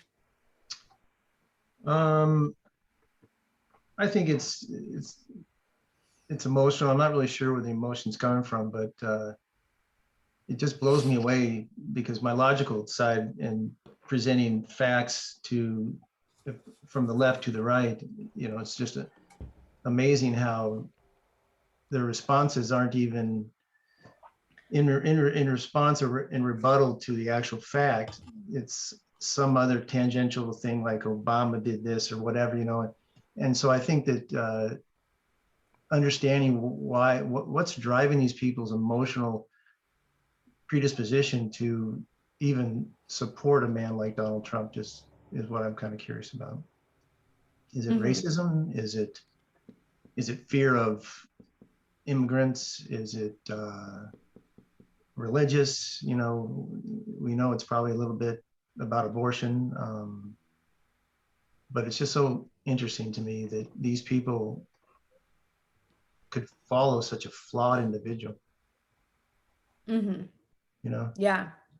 He's so blatantly flawed, and they can't really argue his positions with facts. They'll say things that aren't true all the time about him and about their party, and it's obvious that it's not true. And sometimes they even know it's not true, but they still say it. And so it's really kind of a frustrating arena in my mind, because I feel like I'm coming from a logical, reasonable place and dealing with an illogical, emotional group of people that have lost their mind. What do you think has them so fearful or so on edge or so ready for somebody like Donald Trump to lead the way, right? I mean, what position are they in to where he's the man that is going to save everything? What is that? I mean, is it all the above, all the things you just mentioned, I guess? Yeah, but probably foremost fear. You know, Yeah. it also kind of blows me away how you've got your left and your right, and on the right, there's so many subgroups that are just kind of ugly realities of our existence. You know, the the the uh, the fascists and the Nazis and the alt-right basically is just such a ugly group of people whose ideals don't meld with the general population and or are not popular. But now they've got a stage and their populism is growing. Yeah, they're Mm-hmm. not found they're not anchored in any kind of American ideals when you talk about these groups. Yeah. There's supremacist groups, or yeah, they're And then you okay have with another group of a people king. who, yeah. And then you have another group of people who want to go down like the QAnon rabbit hole and get all worked up over that. And these are apparently intelligent people, but they're not doing an intelligent, you know, their position's not very intelligent. So, Mm. Mm-hmm. Yeah, I don't know what it is either. Is it just fear of change or a threat to their social standing? You know, if mhm. other groups are lifted up, then you know they essentially are all have to come down a bit, right, to meet those groups. So maybe it's just a deep rooted fear of losing their high standing in society that they've always had. And I'm thinking more of, you know, white people in general, right? Yeah, it's fascinating though when you see the Hispanics and the blacks on that side too. It's just like, wow. Mm-hmm. And the poor on that side too. The poor is not gaining anything from Donald Trump's policies Mm-hmm. unless it's the hatred of immigrants or the hatred of people of color. That's the only thing I could imagine that would be tangible to the poor, and maybe abortion. Mm-hmm. What else would attract a poor person to support a man like that, whose policies don't Well, with them? I Maybe the think I dream think that he's he's going to fix everything. accessible. And Yeah, I think he's also kind of accessible, right? Like he's very different from any politician before him in terms of how he speaks and how he relates and carries himself. Like he's a reality TV star. And I think that is where our society is right now, is we're all that's the way that we ingest information is, you know, 10-second Instagram videos and reality TV, and things have to be exciting and fun to watch in order to pay attention. And so I think even though his policies and him as a president isn't directly benefiting these poor people, maybe they like him because he is accessible to them, and all the other politicians have felt yeah, so far and removed from them. I don't know, I'm just thinking out loud. yeah. It's also frustrating to me that we spend so much time thinking about him. You know, um, when I think the primary issues are maybe Congress's term length or um, money in politics. I mean, clearly the influence that corporations have on our politicians um, should be lessened, you know, Mm-hmm. and that's a logical, reasonable thing to implement policy for, but nothing happens, even though it's very popular. When polls, you know, over 90% of people when polls say we should reduce the influence of money in politics, Mm-hmm. and our Congress doesn't do anything. So we have a bad system. Hmm. Mm-hmm. And it's pretty old at this point, right? I mean, it's not that old in the scheme of like civilization, but it is pretty old for how quickly our society has changed, you know, I think it's right? I think it's got good bones. It just needs to be Mm-hmm. cleaned Updated a up. bit. Yeah.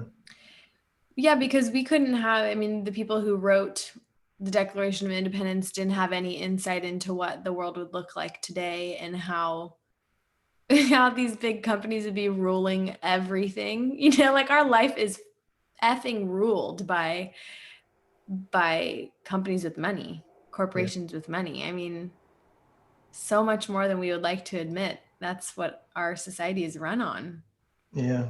And it's so fascinating how smart they were and how they did understand a lot about human behavior and stuff. But Mm-hmm.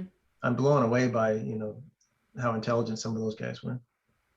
Mm-hmm. Besides, like, the whole slavery thing, but yeah, besides that, Yeah. they Yeah. had a lot of good things.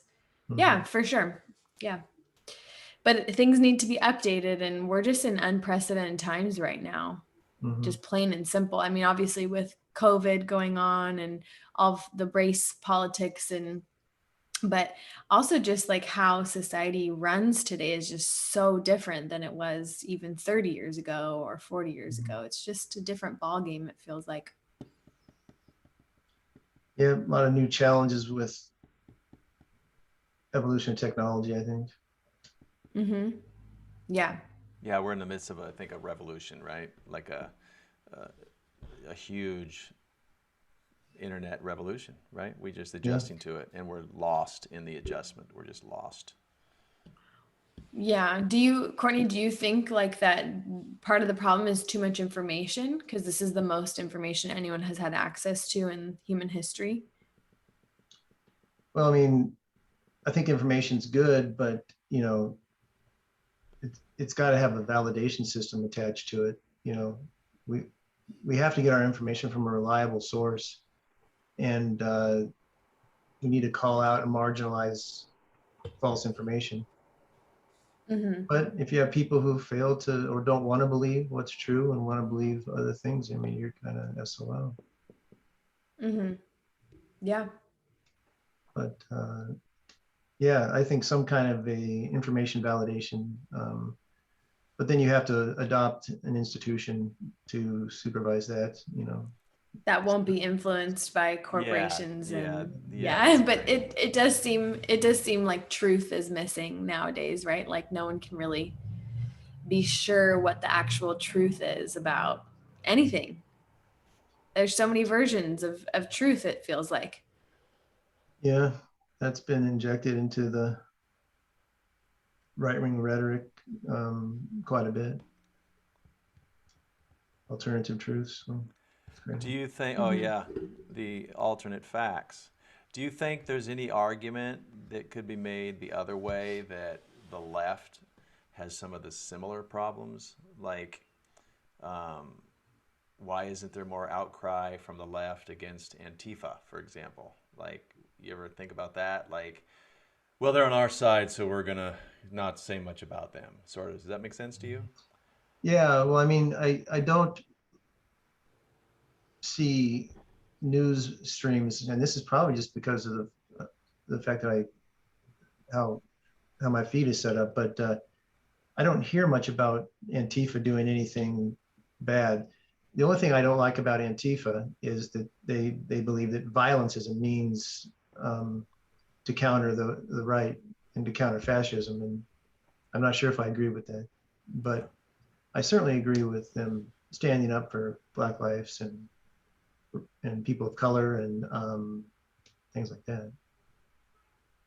What frustrates me too, though, is that the right wing media spends a lot of time talking about Antifa, but the statistical reality is that over 76% of all terroristic acts committed in this country are from white right wing males, and the left um, makes up about 11%, I think, last time I saw, and then Muslims or Black people make up like 3 or 4. So it's these people on the right that are crying about, you know, these terrorists, Antifa, when they're the terrorists. Be Mm-hmm. wary of the ones who speak the loudest about what you should be worried about, Right. right? And, remember, we're not supposed to really listen to the loud, aggressive guy with orange hair. That plaque used to be at the top of the stairs at our condo, Brandy. Remember What was the plaque? the plaque Suzanne has on the wall? What's the prayer on there The or the Oh, poem? Desiderata. Desiderata. Yeah. Uh-huh. Desiderata. Oh, what is the line from that one? Does it say "Don't listen to the guy with the orange hair"? I Yeah. don't remember that one. No, Beware of beware of Be beware of loud, loud aggressive, and Oh yes. aggressive people. their vexations to Yeah. the soul or The something. spirit. Yeah. Spirit. Yeah, true. What's weird about that poem too is I'm not a reader, I'm not a poem reader, and I remember reading that plaque all the time and thinking about it. Mm-hmm. Yeah, yeah. There's a lot of wisdom in that poem. I like that poem a lot. Yeah. Well, I noticed it's like a Mm-hmm. lot of pacifist wisdom, right? Pacifist, Mhm. like let it be, like very Buddhist, right? Yeah. Mm-hmm. But clearly, we have other people in the world that are not pacifists, and they're going to kick ass while they're here, and they're going to make changes, and they're going to whoever's in their way they're going to bull right over them. And Yeah, those being a pacifist people in with a that little situation. poem in their house, they're going to, including me, we're going to be rolled right over. But we'll have arguments and logic and maybe even righteousness on our side, but we're just going to be plowed right through. Yeah. Yeah, I agree. Interesting. You can't really be you can't really go placidly among the noise and the haste right now. Right? Because that's a place of privilege to do that during this time. That's kind of right. Like if you're just calm and collected and letting it all pass during this time, Yeah. it's like, And that, oh my yeah. God. And that probably isn't the responsible thing to do.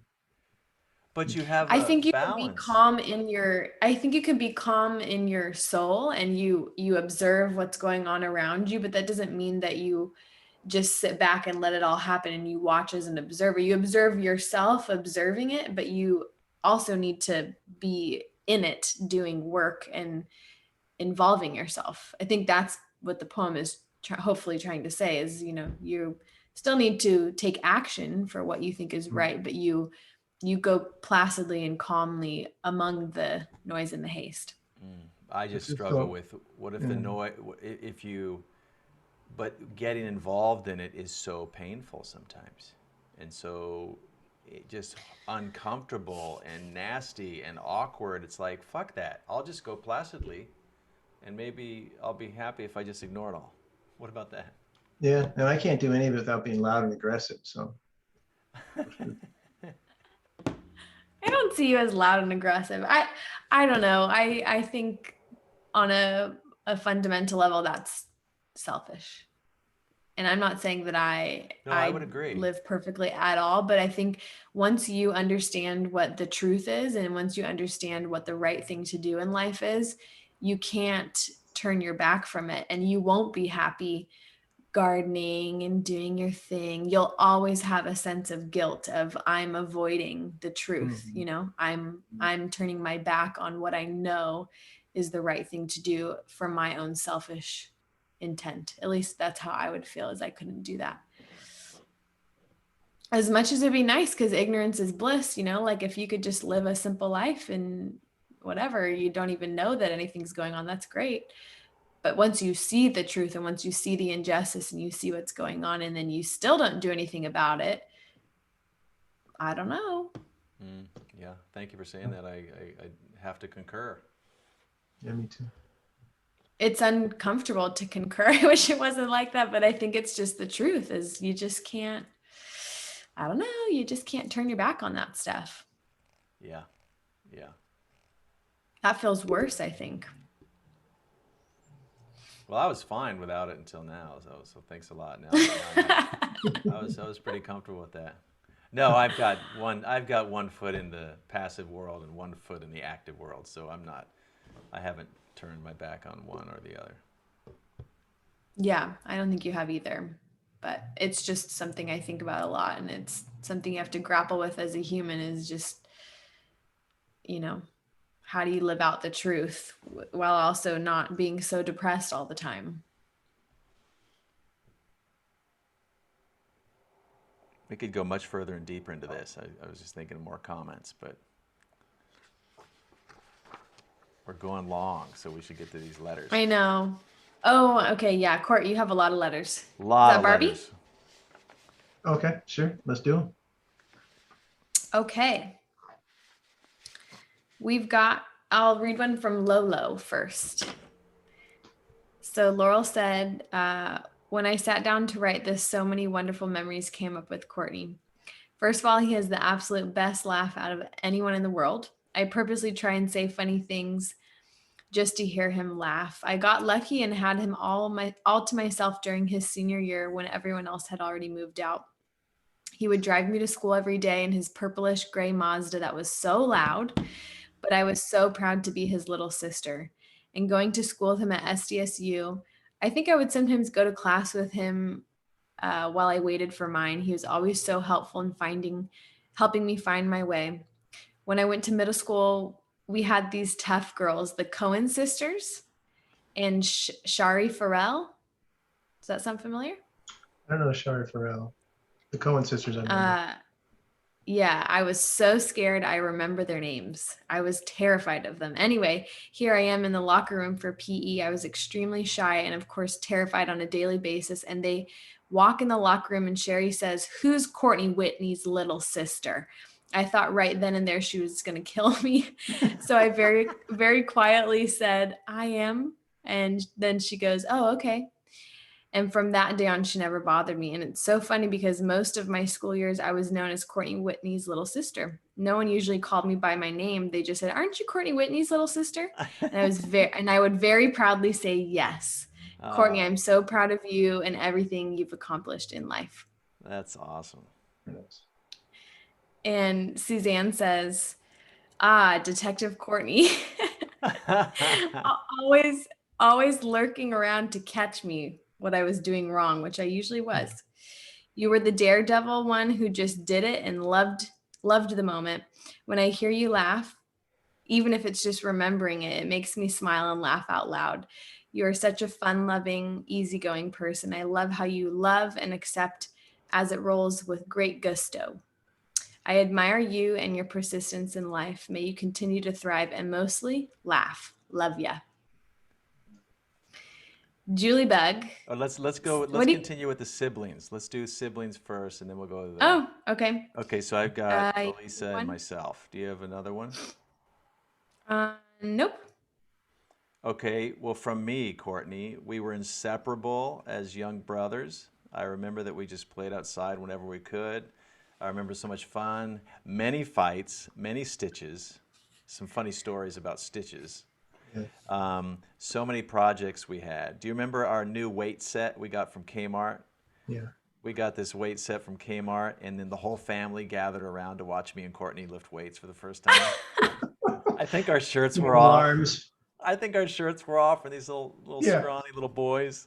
And everybody was so proud of us because we were lifting weights.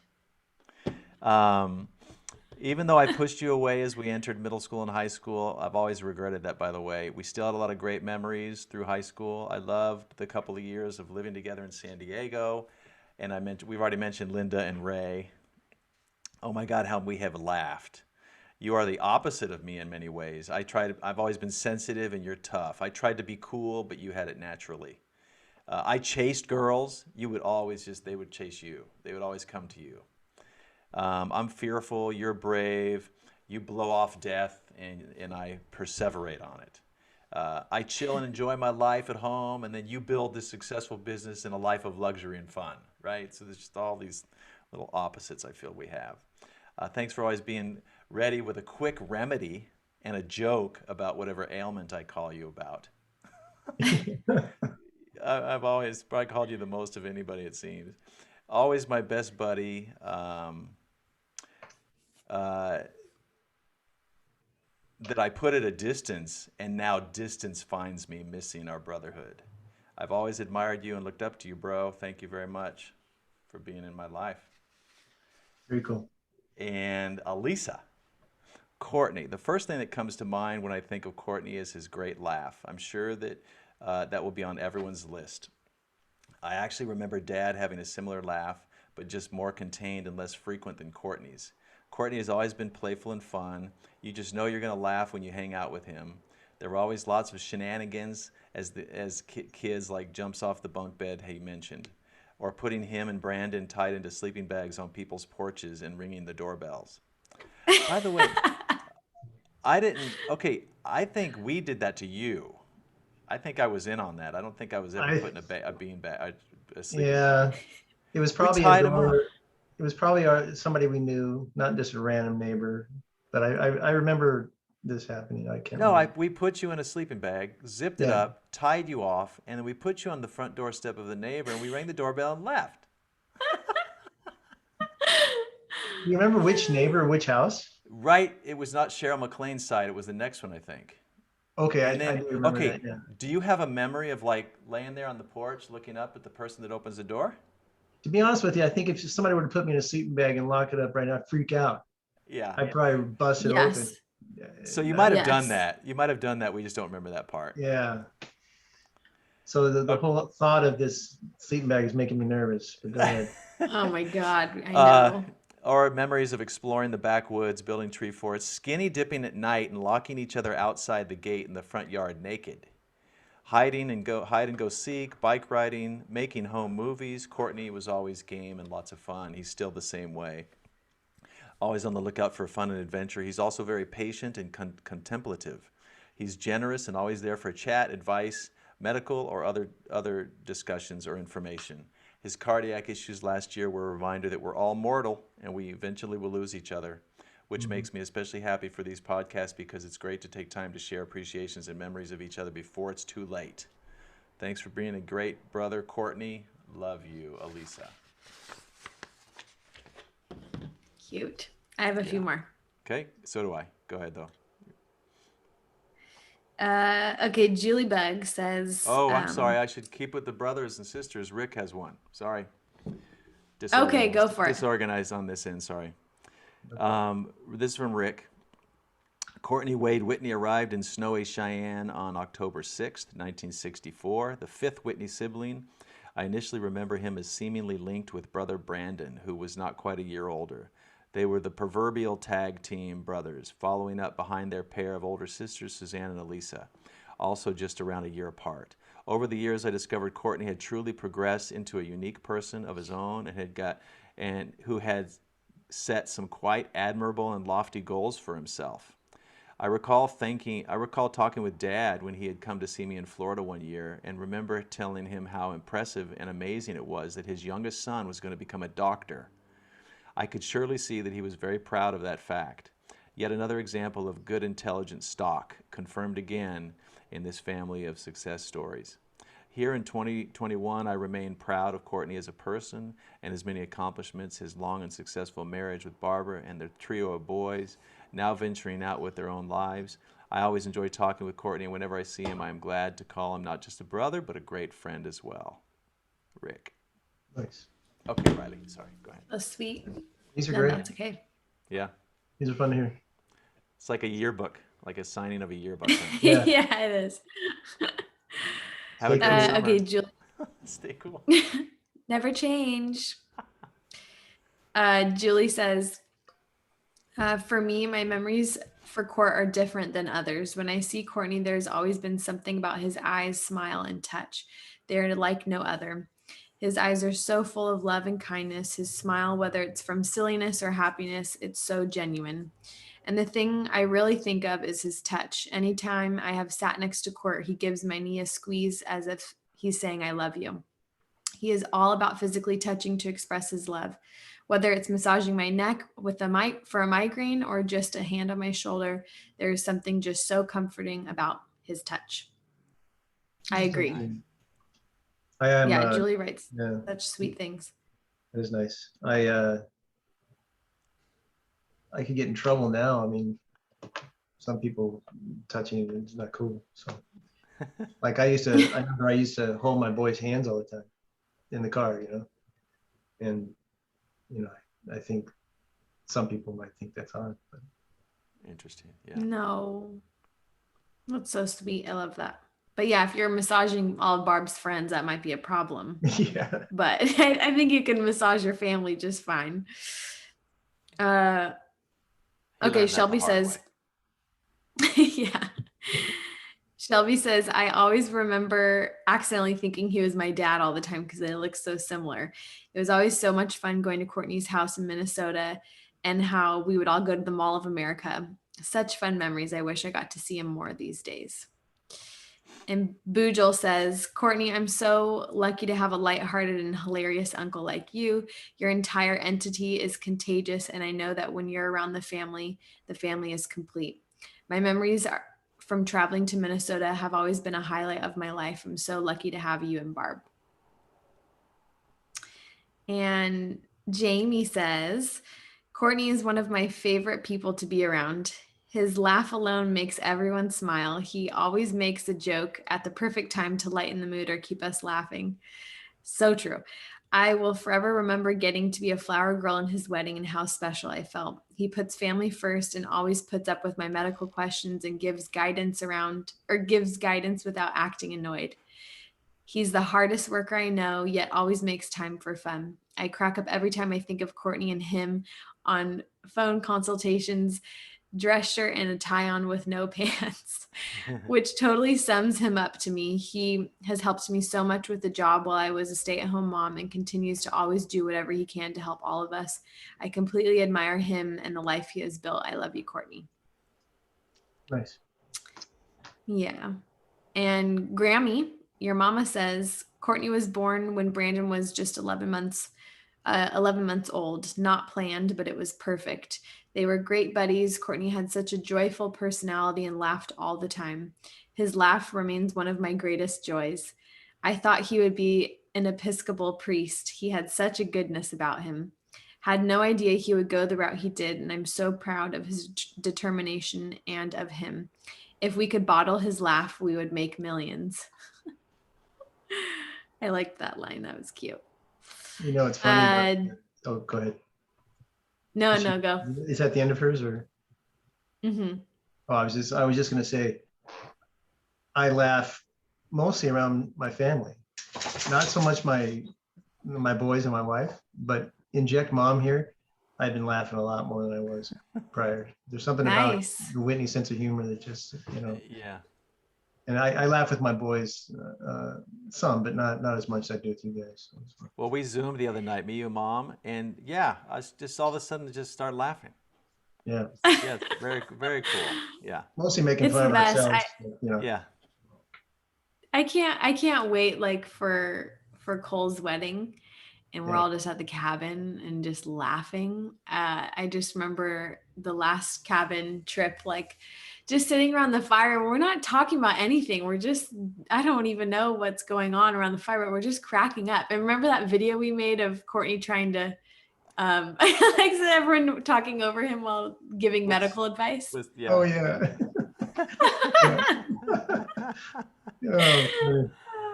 Oh, it's so good. I love it. Yeah, I can't wait for that. I'm so looking forward to that.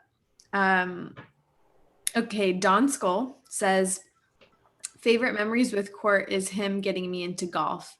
It's become one of my favorite sports, and he was the biggest influence in that. Your son Clay says, okay, so my dad has always given me a lot of opportunity. Anything I wanted to do, he was on board with it and always was supportive, and I can't thank him enough for that. He and I have a great relationship, and we are more like friends than most people are with their dads, and I couldn't be luckier to have him in my life.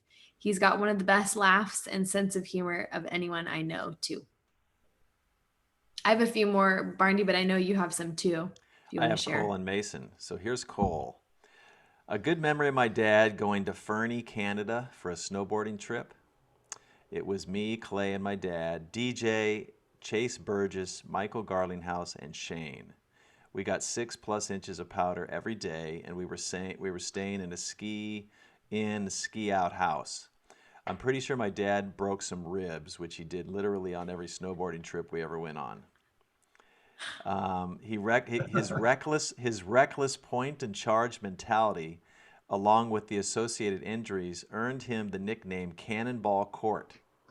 Do you remember that? Yeah. The name stuck and the injuries continued. I remember him telling me later that the powder was so deep he was trying to keep up with me because he was afraid that he would fall into the powder and disappear.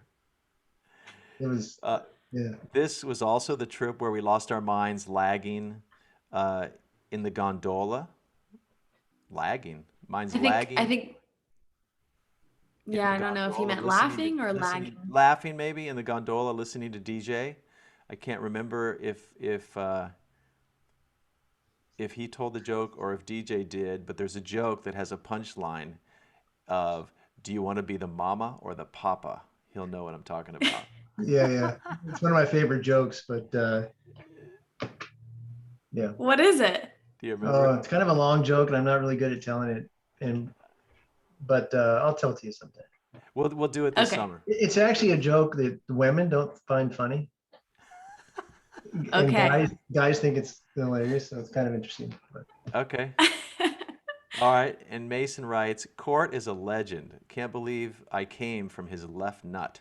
He is someone I can always turn to for answers, and I hope I can grow up to be exactly like him. Though the med school thing is kind of out of the picture now. Haha. He makes me proud to be a Whitney. This should be better written, and there could have been some better info, but I'm drinking, and I won't remember to do this until the morning, so this is all I got. Rereading what I have,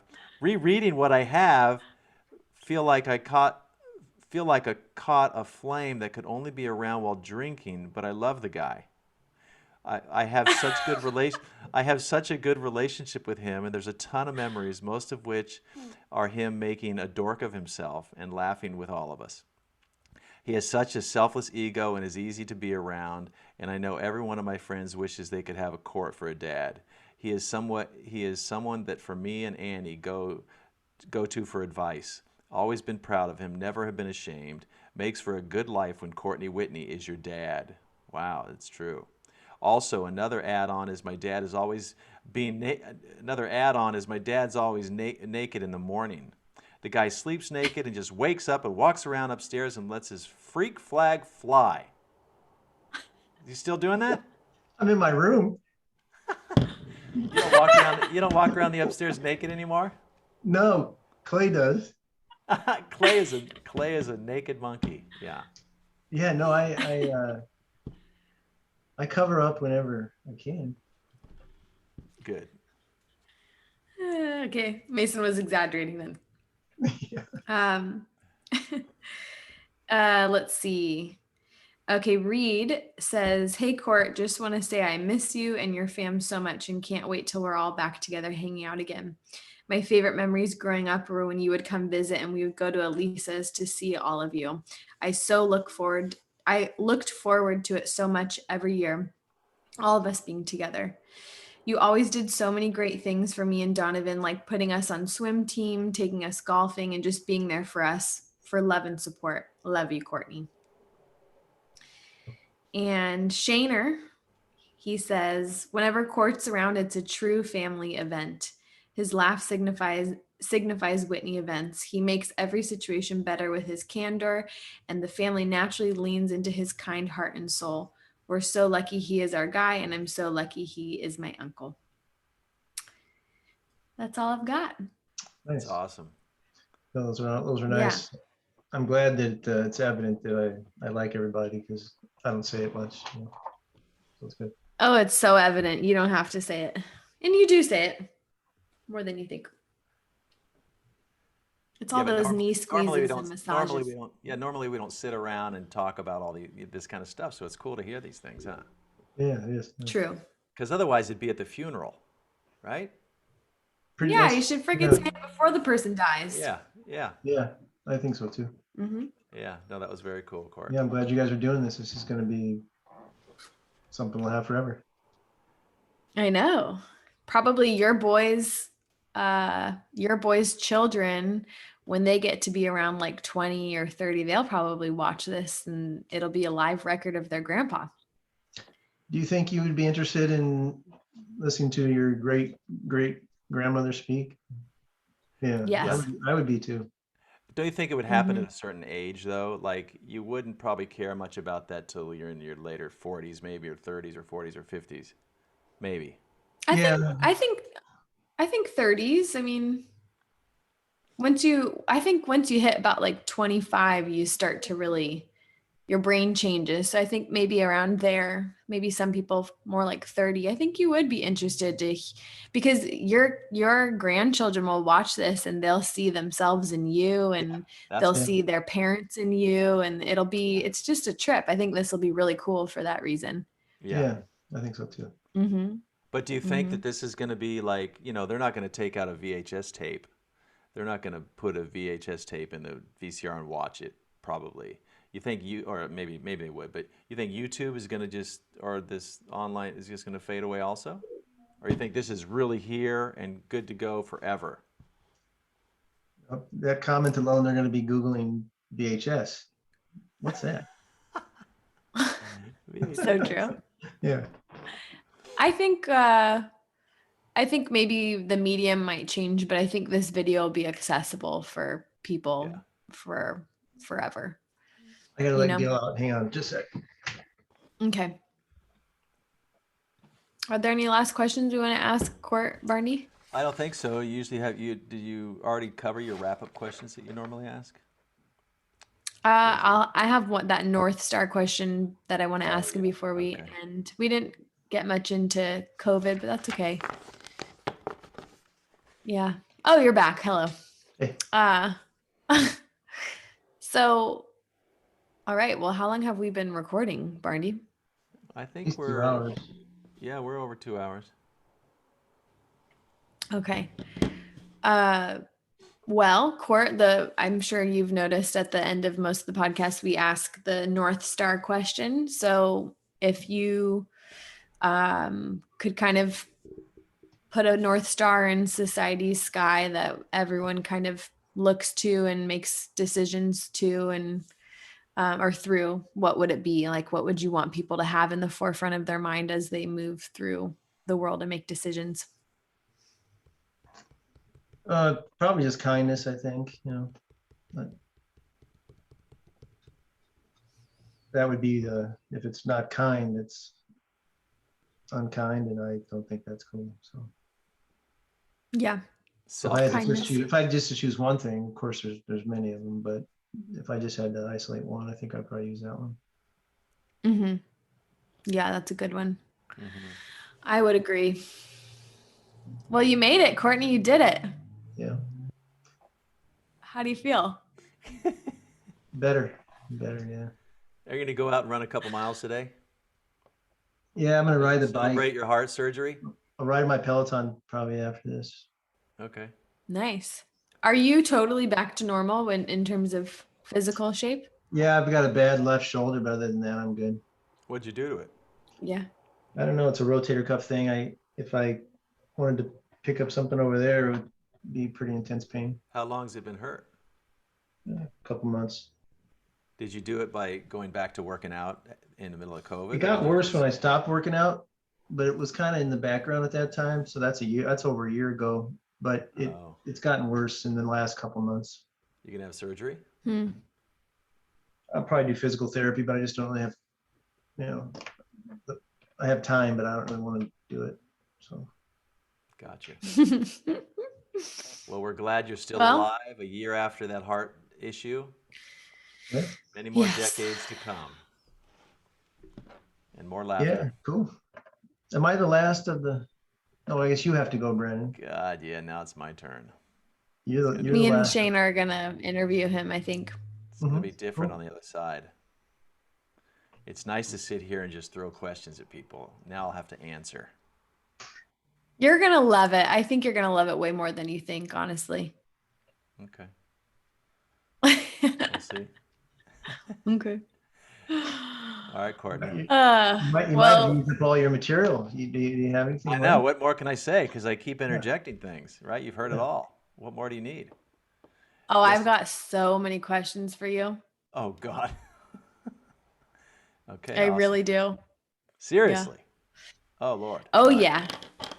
Courtney, thanks for doing this. Yeah, sure. It was fun. Love ya. Yeah, love you, bro.